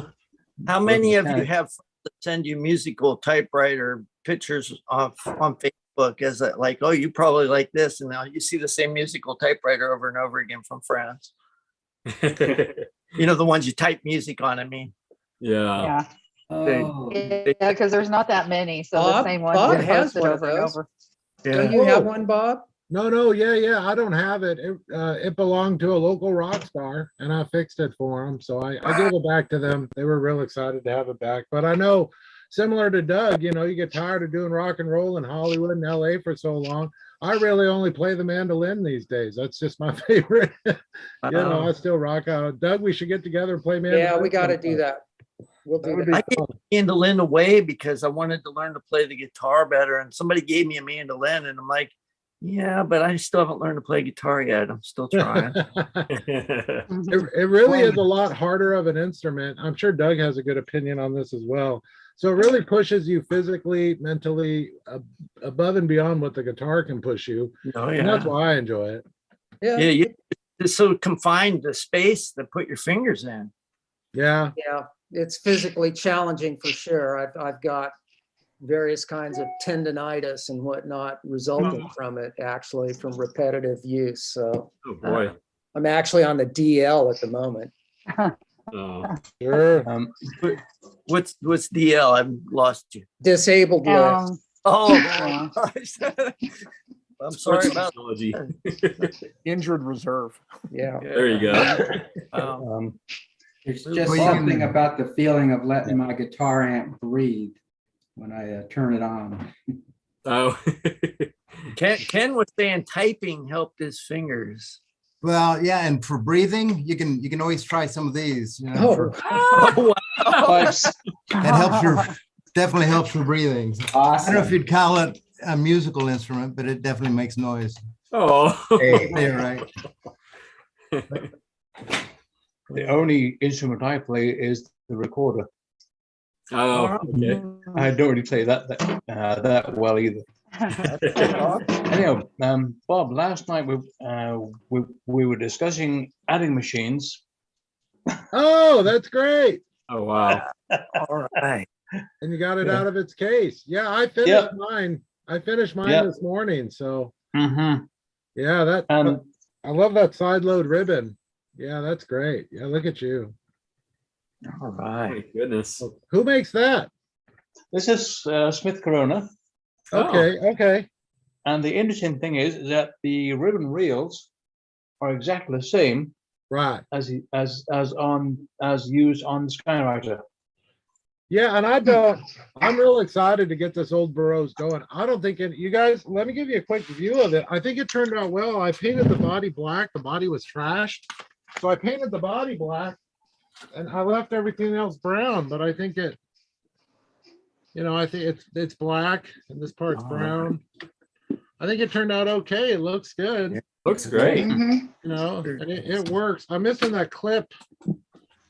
That goes here to keep it going one way, that little plastic clip. So I'll have to make something up or find one, but no, it turned out good and it works good and it's great. The kids love it. They love janking on the crank,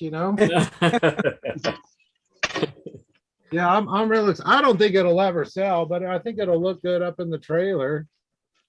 Just put it up there for a few bucks and see if anybody wants it. Maybe some kid will talk to their unsuspecting parents into picking it up. And yeah, I'm just surprised I got it working again. So it's really exciting. I got another one too. I got a Remington Rand, the numpad, the 10 key. So you never know what people are gonna buy or what. I'm just having fun having all sorts of stuff for people, and they're great conversation starters, and it's great to have a lot of good stuff to offer people. So yeah. Cool. All right. Typewriter for everyone. Dan, how are you doing? I'm well, thanks. Good to see everyone. Yeah, good to see you too. I'm in, I can't remember whether, I think I was in the UK on the last one I was able to join. Yes. I'm in Vienna now, but yeah, oh my. nice place to be. Also, if any, I mean, Vienna is a favorite city, and the last place that I was traveling before all the COVID stuff shut down travel. So it was really nice to be. I'm back here all this month. But also, if you ever get a chance to visit Vienna or just Austria in general, all the Quartz machines you want for barely any money whatsoever. So if you're not opposed to Quartz, you can pick up any. It's been dangerous being here and realizing that I could browse the local sales site, Willhaben. Dangerous enough that I managed to get myself a Gromina last week for cheap. So that's my news, and it's just lovely and flat. Obviously. There we go. Wow. And it's in really good condition. Nice case too, yeah. The case is lovely. Yeah, it's this really brilliant, beautiful. Yeah. Where did you find it? Sorry? Where did you find it? It was this this local site. They do have eBay, but this is like the equivalent of Craigslist, things like that. It's called Willhaben, and there are just tons of machines. This one This one was 45 euros, which isn't bad. That's going to be about the same in dollars. And it's in perfect condition. It was just owned by the guy's father who passed away last year. And he was an accountant and had it new. So the machine had one owner and it just needed a little bit of a clean. Have any of you ever typed on a Gromina? I haven't. I haven't typed on a Calibri either. I feel like it's interesting because it's a geared mechanism, so it requires very little pressure, like at all, to get most of the way. Wow.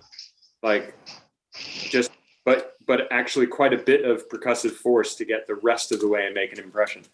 So it's fascinated by ultra portables. So being able to get my hands on them, but this is the kind of place where you can find Olympia SM9s for like 10 euros.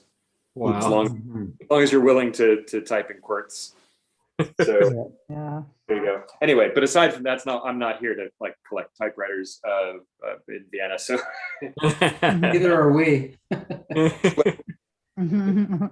I mean, that's what I told myself when I got my first typewriter.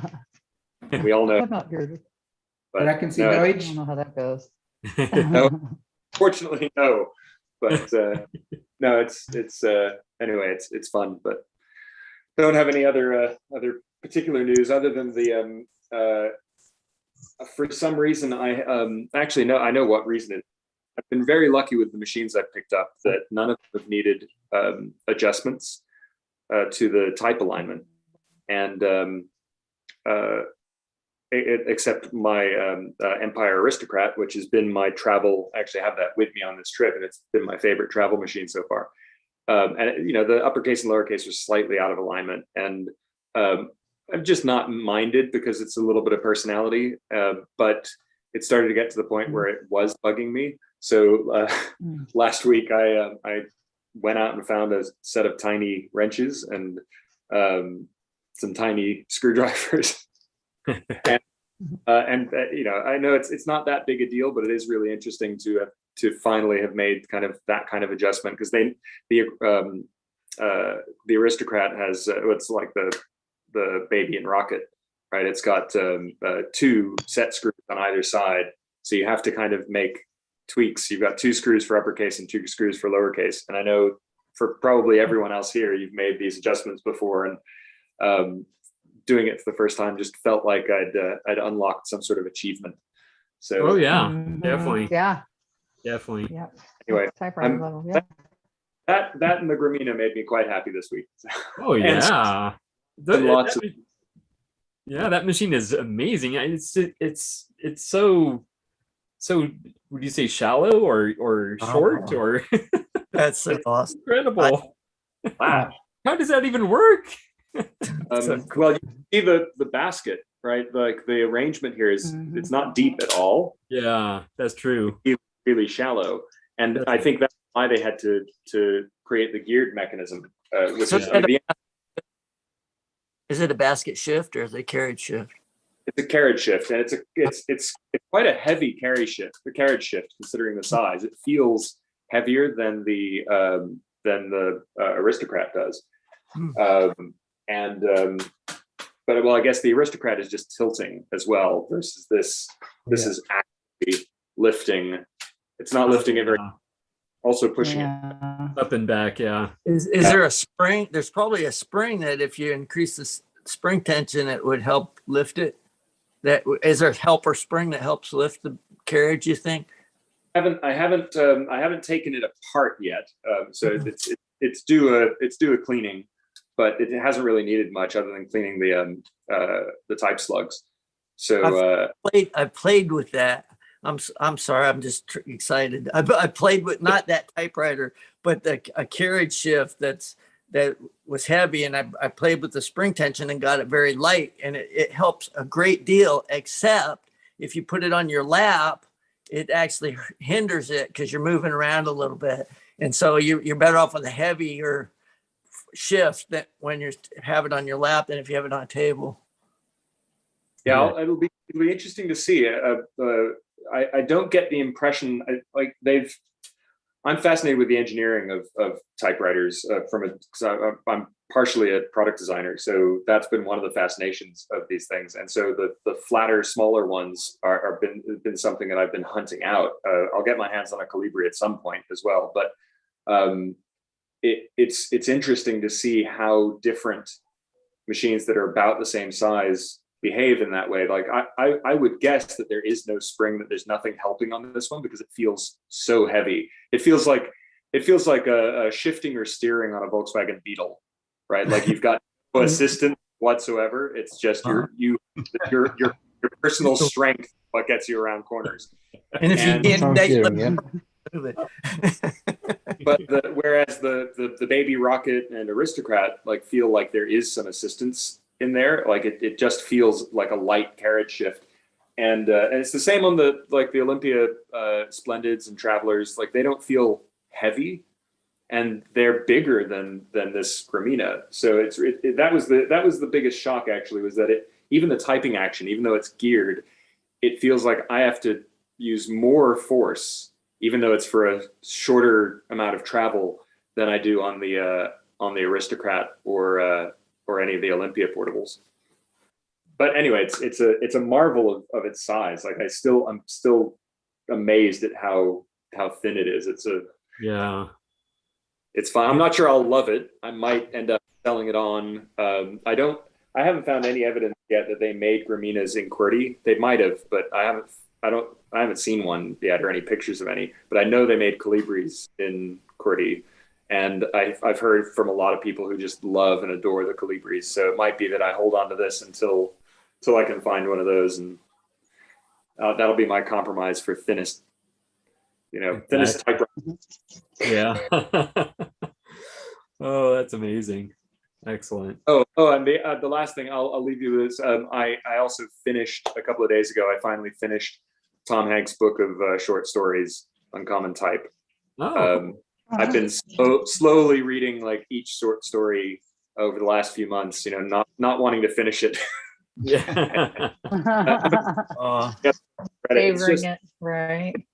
So I bought that book when it first came out, and I love Tom Hanks, and I started reading. I think it was the first story, and I saw some cuss words, and I'm like, I don't know. I know they're just words, but I don't know why. I just don't like that. And not that I spent my career in the Coast Guard, a lot of them, but I just like, oh my God, I'm embarrassed. So I don't know. And you're a former military? No.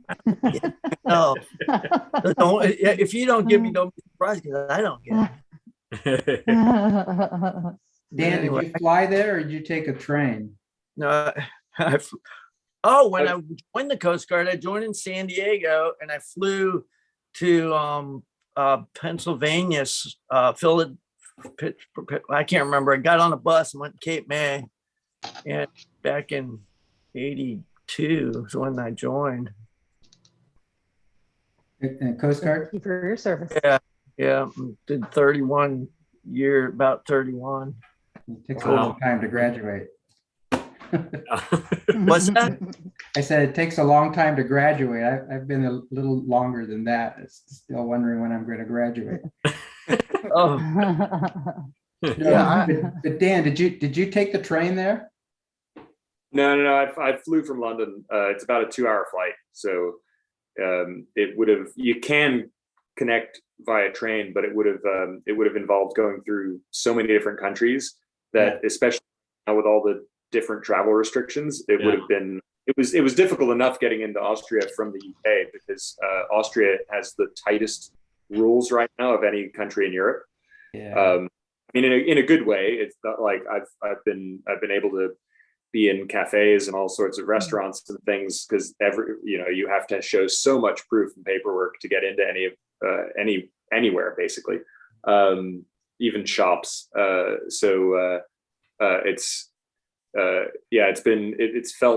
felt like a safe place to be. But if I'd had to go, the UK is not very liked right now in Europe in general because of Brexit, and then on top of that, all travel restrictions are kind of an excuse for each country to kind of say, well, no, we don't want anyone from the UK unless you really work for it. So yeah, it would have been nice to do I think it would have been probably like 10 or 12 hours train travel with the changes and the connections to get here. Yeah, I think it would have been longer than that if you're going from London. Because maybe longer. It depends on all the way across. Yeah. Yeah, it depends on the because you can get from here to it might have been a little bit longer than that. I honestly didn't even look it up. But getting around Austria though, I've gone on a couple of trips. I just spent the weekend seeing some friends out in the countryside, and I was in Salzburg last week. Yeah, I was going to ask you. You should get to Salzburg. Did you go up to the castle? Yeah. Oh yeah. Yeah. Pretty awesome place. I was blessed with some great views and a snowstorm that hit while I was up there, which was great. Wow. So you couldn't eat in that cafe at the very top? No, I didn't have anything at the cafe at the very top. I was basically just running around with my cameras, taking pictures until my fingers froze. So, but it's a great city. I've been wanting to get there for years and just never managed to go on any of my previous trips to Austria. And obviously I'm also a musician. I'm in that group of us, and so it being the home of Mozart is also just a wonderful thing. So I'll have to go back in the future and actually spend more time there. But I mean, Vienna is like that as well. Like this is just, if you like music and you like that side of arts and culture, it's such an amazing place for the history of it and just the maintenance, I suppose, of that kind of culture. There are just so many venues here that are just some of the best in the world, and they're actively still being used, which is great. Culture is awesome. I was wondering why you were asking me if I took a train there. I'm not good at groups of people, I guess. You're good, Larry. I'll answer it, but I don't know why you asked me. You made an interesting story out of it anyway. So Salzburg is awesome. We ran a marathon. We ran the Salzburg Marathon. And then we also ran the Vienna Marathon. And then we spent a New Year's Eve there in Salzburg. Oh, nice. Which was kind of a crazy experience. That's a whole nother story. There was a suicide on the train, which screwed up our time around it. That was a whole nother adventure. And then we have some friends in Vienna. She was an exchange student with us about 20 years ago. And we still visit, and we went to visit her mom and dad, and her dad's an avid fly fisherman like I've been. So he took me fly fishing there in Austria. And I thought that was really cool. So it's a neat place. I like Austria an awful lot. It's a cool place. I hope you enjoy it. I do. It's one of my favorite places, and I have a bunch of friends here. And I actually saw the marathon. I was here for the marathon in 2019, not running it, but I have a bunch of half marathons and I travel for them. But the Wien Marathon. Yeah. That's pretty neat. It was an interesting experience. Like that. Yeah. All right. Well, I'd also like to say hi to Dan Linder. How are you, Dan? I'm mute. Hello, everybody. Hi. How are you doing? Good. Yeah. I'm fine. I just prior to getting in here, I was unboxing. So I actually bought a little something for this week. And I show you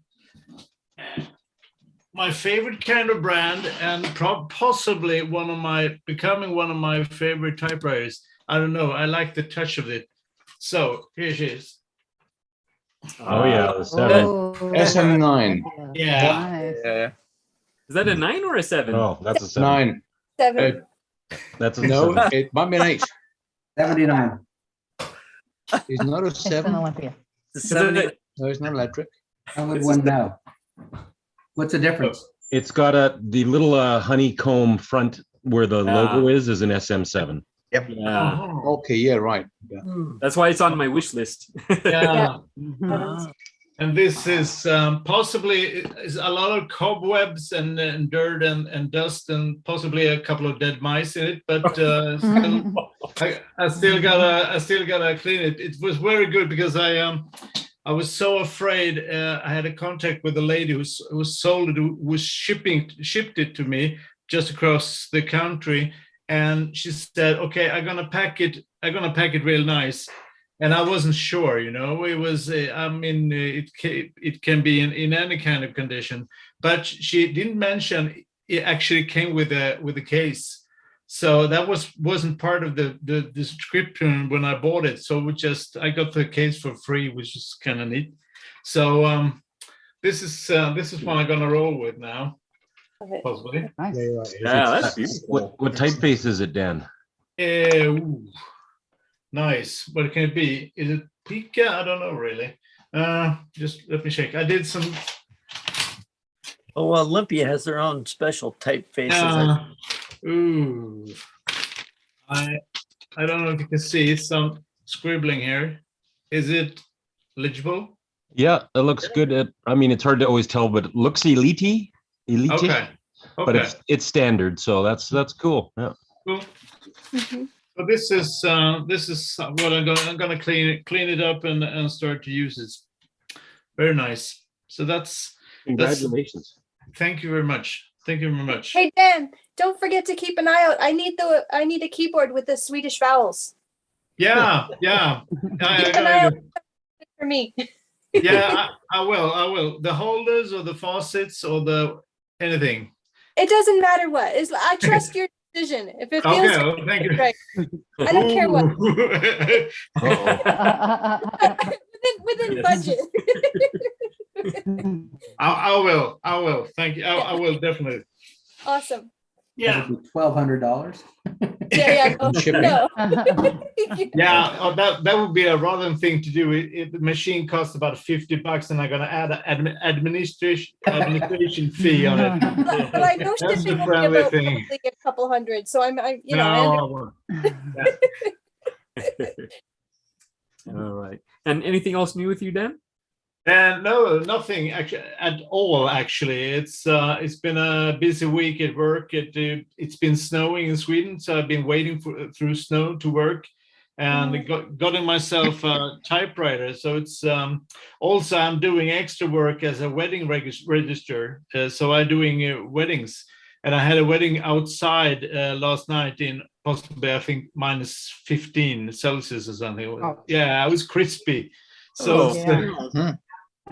So it's been a nice week, but this I was really happy with this machine that I show you because I've been looking for it, and I think it was so one of my favorites. Favorite kind is a portable Olympia, which is the same kind of white with the turquoise kind of details. So I was very glad to find it. So I'm gonna change the ribbon and then I'm gonna work it. So it's in short terms, it's been a good week.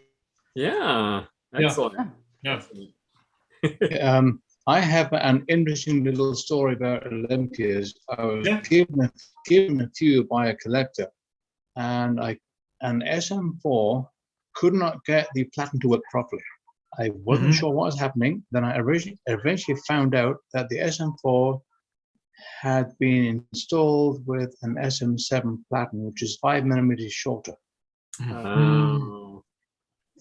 So I ended up having to drill a new set of holes in the right-hand platen support and got it working again. Oh, excellent. It was kind of interesting. Yeah. Very cool. Wow. All right. Eric, how are you doing? I'm doing good. Gregory, how are you? Very good. Very good. Hey, Eric. I got something that's going to get Sean all excited. Oh, well, let's see it. So it's a story. Our mutual friend Katie liked my Splendid 66 so much she got one, and it's 20 serial numbers off from mine. Oh wow, that is awesome. Yeah, I remember her posting about that in the groups. Wow. So the cool. reason I really like that is because every time somebody posts a typewriter I always want to find out exactly the serial number, because I'm hoping one day we get like a brother-sister typewriter versus 13th cousins or 6th cousins or whatever. And that's the closest. Oh, that's awesome. Yeah, I thought that was pretty close. Yeah. And I've never found a typewriter in a thrift store. I still haven't, but Sydney, my daughter, was at a thrift store and she found this Skywriter, Oh, nice. For $35, which Wow. That's great. I guess is a couple years ago wasn't a good deal, but now it is. Yeah, exactly. Yeah. And works great. So Awesome. I was trying to hold off on buying anything, but you can't pass some things off. So No. Can't resist. You know, I like trying a lot of different typewriters. If you can pick them up cheap and they still work, grab it, try it, see if you like it, and then if not, you know, pass it on. Yeah, exactly. Well, I think that's a good point, May, because I mean, I have a lot of typewriters, but I wouldn't know what to appreciate on one if I hadn't experienced the other ones. It just, you don't know until you just play around with different. Yeah. So at the very least, you're getting an education with it. Yeah. Yeah. If you don't like it. Yeah, definitely. Excellent. I have a Skywriter like that, but honestly, I haven't used it very much. I'm not sure how long I'll keep it. I liked it because it was small, and it just, Joe had a video on how to improve it. That might be my next step. It's not bad, it still works, but it's just there's other ones that I'd rather use. So that's kind of, so I still have it, and it's I wouldn't have known about it if I had never tried it.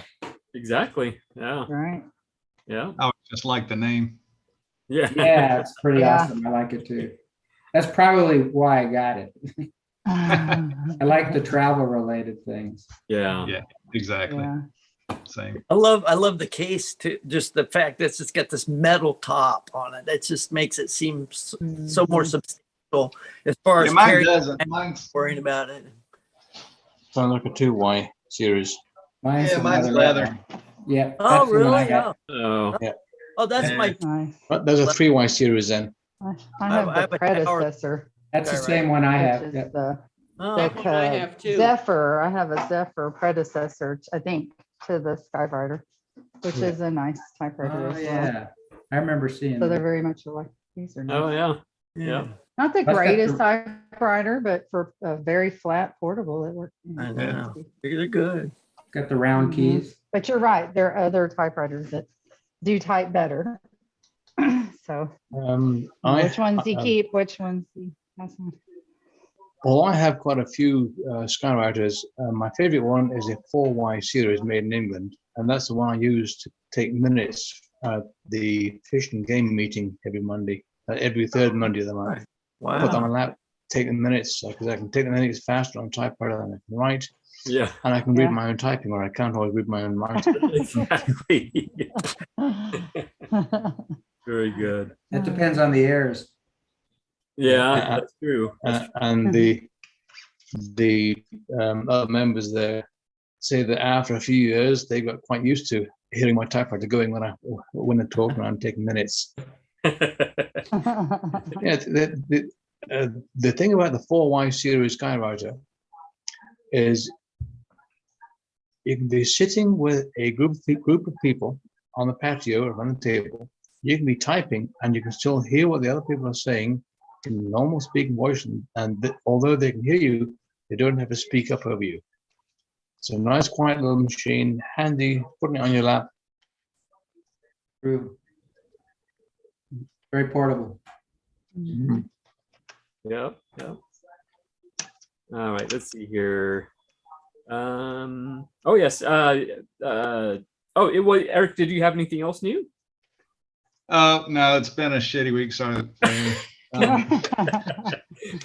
My wife got the COVID. We've been free from it for so long, and she got it from someone at work, and so I've been sleeping in the sofa bed all week, and she's been in the other side, but she just feels awful, but nothing serious. So we're just waiting for that to blow through, and then. Wow. Glad you didn't get it. Yeah. So far so good. Yeah. Everybody's had to eat my cooking all week, so. Well, you've inspired me to open my Skywriter. I think I'll check it out. So thank you. There you go. There you go. Christopher, how are you? I'm very well, thank you. I've been enjoying listening since the beginning and finally came in. I have a question for Dan Rubin. Is he still there? I'm still here. Do you see the art while you're there in Vienna? Which? Art, the painting. Oh yeah, I've seen plenty on previous visits. I haven't gone into any of the museums on this trip, but I will. I'm here for another 2 weeks, so I always enjoy the Klimts while I'm there in the Vienna Secession Museum. Have you been there? Seen the great both. big Yeah. Beethoven frieze? I love that. I was in Vienna. I was on a piece. What? Do you have a favorite piece?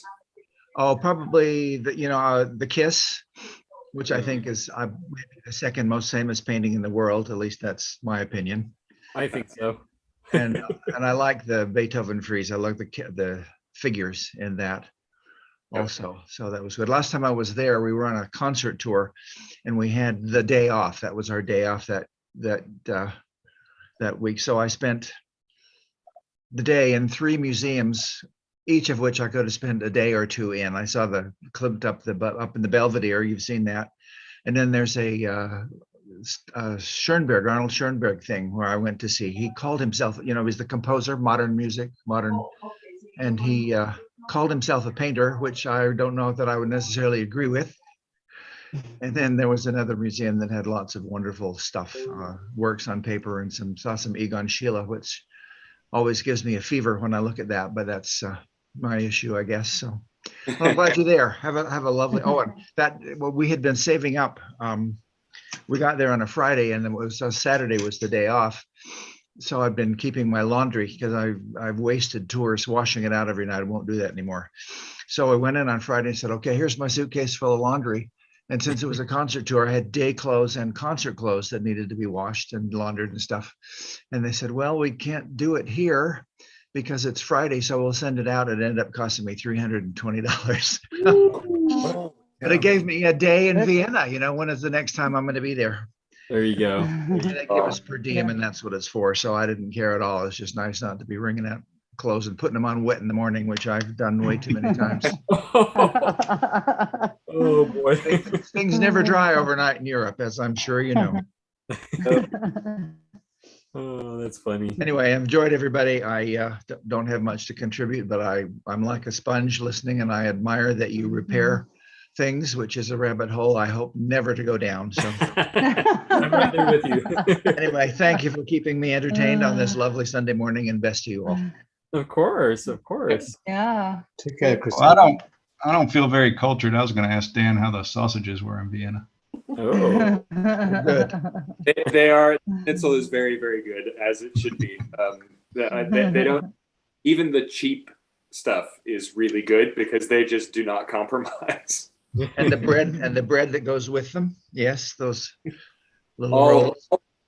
It's impossible to escape bread here in all its forms. I know. But all right. Cheap food is really the reason we have so many problems with health in the world, is because it is so good. I mean, it's the hard thing to resist. If it's cheap, it probably tastes the best.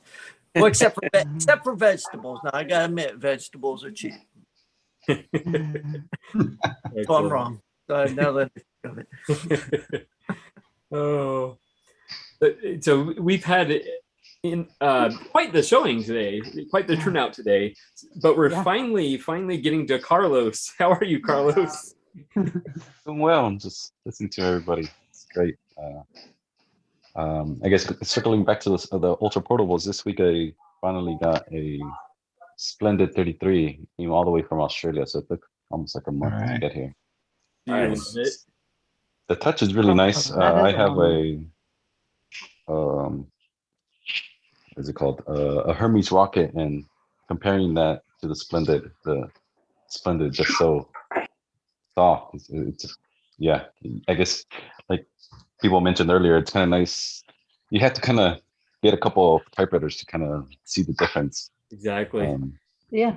Mm-hmm. And then last night I was working on fixing or cleaning up a Brother Webster, and I had a question about it. Yeah, those are nice. I think I got it clean, but the imprint is still a little light. I'm not really sure how to adjust that, I guess. Does it have a fresh ribbon, or is it the ribbon that came with it? No, I put a fresh ribbon on there. You tried I know some ribbons are darker than others. That's one thing. But it could be something else too. Is Joe still on here? Because he's Mr. No. Webster. I'm wondering he already said. if that particular typewriter has a ring and cylinder adjustment, which essentially moves the platen either forward or back, because that would definitely affect the imprint.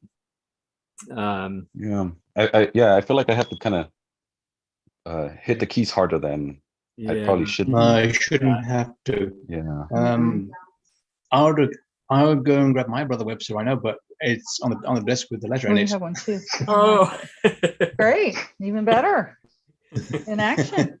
Would you use a nylon ribbon or do you use a cotton ribbon?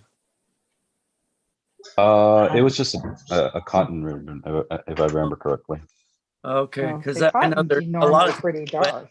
Yeah, a lot of times they're a lot more dark. They're thicker and they hold more ink, and the nylon. I have to double check actually. I don't remember because I bought a handful and I don't remember which one I used. Okay. Yeah. It might help, just worth a try. It's the easiest thing to do. Yeah, I might try that as well. Or then, I might look for the adjustment to see if I could move the platinum closer. If you get a ton of ink on your hands when you put it in, then it's probably a cotton. If you just get a little, then it's probably not. Okay, yeah. Right. Yeah, I feel like it's a little, so it's probably not cotton. Yeah. Yeah, I had to take my cotton ribbon off a machine. It was just too inky. It was filling in all the letters. Yep. Yeah. Some of them are like that. Some typewriters work better with the other ribbon. Maybe it's invisible ink. Yeah, or just put it in the white thing, and then it's white and you don't see it. Red, white, and blue, or black. Yeah. Do you remember if there's a typewriter repair Bible for the brothers? There is one for the. Yes, I have one for the JP1, which I think the 747 is. I think. Because it's like a deluxe version of the JP1. Let's see if there's like a troubleshooting. Or anything about a here. ring and cylinder adjustment. Let's see. We get different glasses. Also, I you know guys keep talking. I'll look. I know one thing you can do is by hand kind of move one of the type bars up to the platen. Well, first you just kind of hold a piece of paper in there, and then you push the type bar forward against the paper, and you should there should be some friction. So if you're not getting a lot of friction, then it is probably a ring and cylinder adjustment. So if that makes sense. There should be some friction pushing back on the type. So if you hold a piece of paper in there, and then you press the type bar against the paper, and then you try and pull the paper out, there should be just a little bit of friction. Oh, I see. Okay. Yeah, I'll try that. Usually the problem is there would be too much pressure and you couldn't pull it out, and so you'd have to loosen it. But I see. I guess the reverse could also be true. So that would be the case in your instance. And are you using one sheet of paper, Carlos, or two sheets? Two. Right. Okay. Yeah. Maybe bump it up to 3. Yeah. Try 3 if you can get it in and out without jamming. Then you know the button's just shrunk a bit, and but yeah, when in doubt, go 3. Yeah. Another thing, I could try to get the repair Bible as well. Yeah, I would definitely recommend that. Definitely. And that's a JP1. Yeah, I wasn't sure which one it mapped to, but I guess. Yes, I believe close. So. Yeah. Okay. What do you have there, Brenda? That's my Tessie. Remember, I got that a while back. Oh yeah. Do you guys know why when I use the 1, the carriage will not advance, and if I push the button on the opposite side, it won't either. Everything else works. So if I'm doing someone's address and there's a 1 in it, I have to space bar and then do the next number. And I don't know why. What do I need to do to fix that? I wonder if those were like maybe the keys were changed at some point, and those were designed to be dead keys, like for accent characters or something. Well, the one on the other end, is that a carriage margin? No, it's, I don't know. I think it made a mark on the paper. It makes a like a little accent mark. Yeah, This is those would be static. What's above the one? Like for shift. It's the semicolon. Interesting. So it's weird. And I didn't notice it before when I first got it. And I was using it. I've been using this one lately. And I'm like, what's going on? I don't know if I don't know if it's just because it's so far, you know, on the outer edge here that it doesn't want to come back. So. Well, it's special character, maybe, like they were saying, it's not supposed to advance it. You're supposed to be able to type over another character with it. I don't think so. No. I don't think so. I'm thinking that somehow or other it's not tripping the universal bar.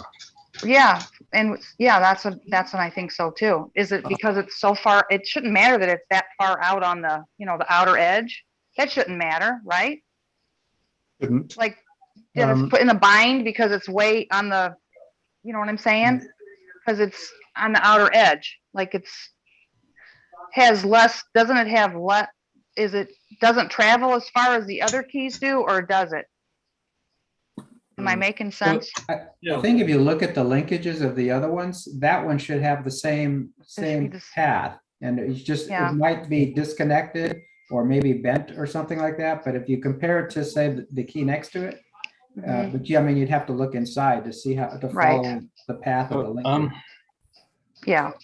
What I would suggest you do is put the typewriter on the desk, press the H key, get the type bar halfway up, then move the type bar towards the platen and see at what point the platen advances. Okay. Then repeat the same with the figure 1 key. Okay. See if it does actually advance if you move the key by itself, then move the type bar as opposed to on the a keypad. Then does that typewriter have a removable base on it? I have to, I've already taken it apart before, but I can take it all bottom off. And so it might be an idea to actually take a physical look in there, manually operate each key and see if there is a universal bar or there's the U-shaped bar in behind the segment, which is activated by the type bar itself. Okay. Thank you. And find out at what point, if you press the H key, then lift the H type bar up towards the platen. At what point, how far away from the platen is the type slug before the carriage moves? Trips. Okay. It should be about 3/16 to 3/8 of an inch. Okay, I'll check it out. Thank you. That to me would be a starting point. All right. So there are some YouTube comments. I want to share those real quick. Let's. I'm going to go eat lunch. So all right. Thank you, Larry. I'm going to stay on Zoom. Okay. So okay. When I get back, I don't know. Okay. You can read my books while I'm gone. Excellent. Thanks. I so enjoyed this today. You're welcome. You're welcome. You have a good one. All right. See you next week. Hopefully. All right. So in the comments we have y'all say groovy says hi. Then we have Emily Tillman. Hey, Yo Emily. Type Pals. Yo, Emily. What up? Now, Ted Monk has one that pertains to, I believe, Anthony. I believe Anthony was the one talking about the Adler special. Ted Monk says Adler special is a standard machine and is the same as the contemporary Triumph. Excellent machine. Brilliant. Good to hear it. And then he says uncommon in the US, fairly common in Europe. Okay. Excellent. And for those that don't know, Ted Monk runs the Typewriter database. So, and then we have Monkey Dream, Monkey Do. Let's see, he says, and I do a lot of block printing here. I use my CNC and homemade bottle jack press. Excellent. Yeah, so these comments were from some time ago, so I finally got around to them. But yeah, but I in particular I wanted to point out the one from Ted about the Adler special. So yeah, very cool. Also, I haven't even talked about the typing prompt, which it's National Pie Day here in the U.S. Did anybody do the typing prompt and type up a pie recipe? I wouldn't be surprised if no one participated. I did not, but I'll just show where I get my favorite pie recipes. The Better Homes and Gardens cookbook. Like I've made like probably half a dozen pies: apple pie, chocolate cream pie, custard pie, pumpkin pie. All the pies are great in this one. So these are my favorite. I don't have to type them up. They're already there. Yeah, there you go. We'll be right over, Kate, in a few minutes. I know. Huh? Although I didn't do a type prompt, I do have a little pie story. Okay, go for it. When my first wife and I traveled out to British Columbia, we stopped in at a restaurant in Hope, and the special was shepherd's pie. Well, they had a layer of peas on the bottom of the meat under the potato. I thought that was great. Well, my brother and his wife and daughter came over to visit us in 2000. And my wife said, how about we make shepherd's pie with the peas in the bottom? And I said, but my brother doesn't like peas. And my wife said, well, let's make one with just carrots then. So we made one with just carrots, one with peas. And they were staying at my mom's place in Nanton at the time. So Joanne made their pie, we took them up there. We started dishing them up, started with the ones with the peas. And my sister-in-law said, oh, look, Teddy, look at all these lovely peas. And so then we got my brother a scoop of the one with the carrots in it. He said, oh, lovely carrots. Excellent. So that was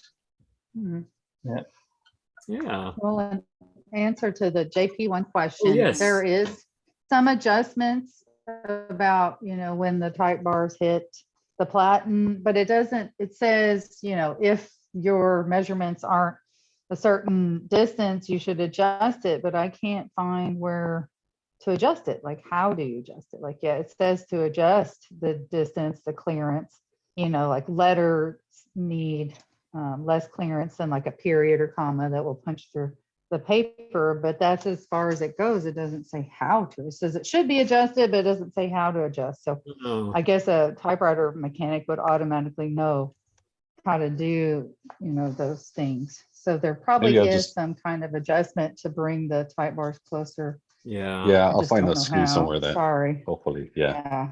I'm sure if you did a little more research. Looking at this Bradford, which is another brother, there are 3 screws that hold the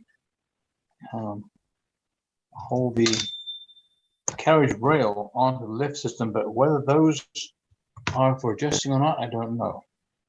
They appear to have varnish on them as a sealant. So a person would have to do a little more research on that. Okay. I'm thinking. All right. All right. Any other comments or questions, or do people have a favorite pie? Maybe mine is pecan. Mine is apple. Is a pie. Mine is lemon meringue. Lemon meringue. That's my wife's. Pumpkin, apple, or any kind of chocolate pie. Cherry. Yeah. It's cherry pie. Cherry pie. Yeah. I love how all of us Americans, we think that pie is sweet, and then William came up with a pie savory story. I It know. just shows the differences. That's funny. I really need more savory pies in my life myself. Yeah. Excellent. And I guess talking, but we don't have audio. I guess in Australia, meat pies are really common at drive-throughs and deli joints. Oh, okay. Yeah, we can hear you now, Kara. This stupid thing. Here, you in time to curse. I started to write about pie, but it turned into an essay because I used to be a professional baker, and I cool. A lot of pie experience in my life. Yeah. So, and I'm not really a pie fan. I'm more of a cake person, and I have a killer chocolate cake recipe. But I will say, I started writing, and it got a little out of hand. But why we love our typewriters. Okay, I'll tell you, I'll just read little bits of it because I didn't really get to read over it. So it probably, who knows? Oh, I see the line that says, "Why am I writing like this?" Ugh, ugh, ugh. So yeah, I'm sure this is a very well. I don't know why I even bothered trying to write while during typewriter church. Okay. Okay. Pie crust on the other hand. Oh, I don't have a favorite pie recipe because I don't really like pie. More of a cake person. I could hook you up with the world's best chocolate cake, but pies, apart from pumpkin once a year, are not of great interest. Pie crust, on the other hand, is my strength.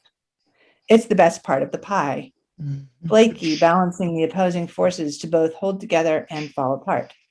Things I know about making pie crust. Keep it cold. All ingredients function better for pie crust when chilled, including your hands. It's like a party where you want to introduce people, but you really don't want them to mingle too much. Use your cool hands. Pastry cutters and knives are no substitute for the sense perceptions of human skin. With experience, we learn by touch how to guide the elements into a whole. Leave lumps. The fats melt away, held by the flour, leaving pockets to flake when we bite into them. If your dry ingredients are uniform, it means you've overworked them, overheated them, and flattened and toughened the texture. Light and firm and quick touch with uneven lumpiness, while ugly and harder to roll will ultimately bring bliss. Don't be afraid of shortening. The best crust is half and half butter and shortening. Concurrently, don't be afraid of fat. If you are not wanting to ingest fat, leave the crust for others, me, to enjoy and have your filling of choice. Best technical tips. Leave it loose. Refrigerate the dough wrapped in plastic for at least an hour or two. Bake in the lower part of the oven to start. Bake hot, except for custard types like pumpkin.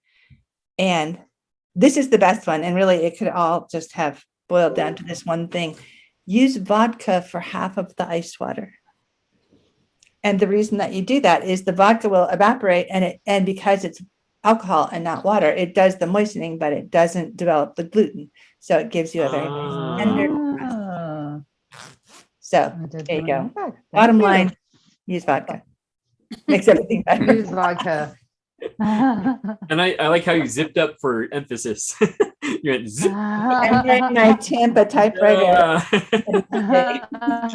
Oh, excellent. Awesome. Any other? Oh, you have the hoodie going now. Excellent. Any other comments or questions before we wrap up here? Go Niners. There you go. Wait, what are you showing us, Diane? You're muted. A Remington Model 1. Ah. Noiseless. Ooh, It looks pretty, and I don't get it out too often. So. Oh, Does look, that is awesome. I was just saying, yeah, it does look pretty. Yeah. Yeah. Yeah, it's the noise. I think I've heard it's noisy, noiseless. I have an Underwood Noiseless 77, but it still has gunk in it from the last time I tried to clean it. And I had pulled it out sometime in the last week. Oh boy, some of those keys would barely move. It's like, yeah, I need another warm day to take that one out in the garage. Diane, how many typewriters do you have? You know, I know it's north of 80, and I need to be getting rid of some. but I haven't done that yet, obviously. If you're still using them, it's not I'm too with you. high. As long as they're all still getting used. you- eventually. Well, I You don't, have the room for them. there's some that I just Don't don't, feel I bad. don't get around to using. You can still love them. Yeah, that's true. There are some that I just don't love. Yes, for one reason or other, I'm nitpicking. I'm nitpicking too much, probably. But you know, it's like some of them. I open the case up. Oh, gee, that's so pretty, and it's like, well, dang, this one actually doesn't type too badly. You know. We forget, don't we? We do forget, and you know, I don't have a lot of space, desk space on my desk, and it's like this one could actually use new feet because the feet are pretty squashed. But anyway, I'm gonna show Sounds my, bad. what's that? You have room for them. Oh yeah. Don't feel guilty about having a bunch of typewriters. If you have room for them and you know you're working on them, there's you shouldn't feel guilty about having. well, I try not to, but it's like my office here is cluttered with all these portable cases. The living room is where all the standards are. All right, I'm going to share my screen one last time here because Ted has chimed in about the ring and cylinder on the JP1. Unfortunately, Carlos is no longer here, but he says ring and cylinder on JP1 is done on the rail. We're going to give her X amount of dollars. The screw on either end. The screw on either end of the carriage is loosened and the rails adjusted back and forth. That's interesting. Okay, good.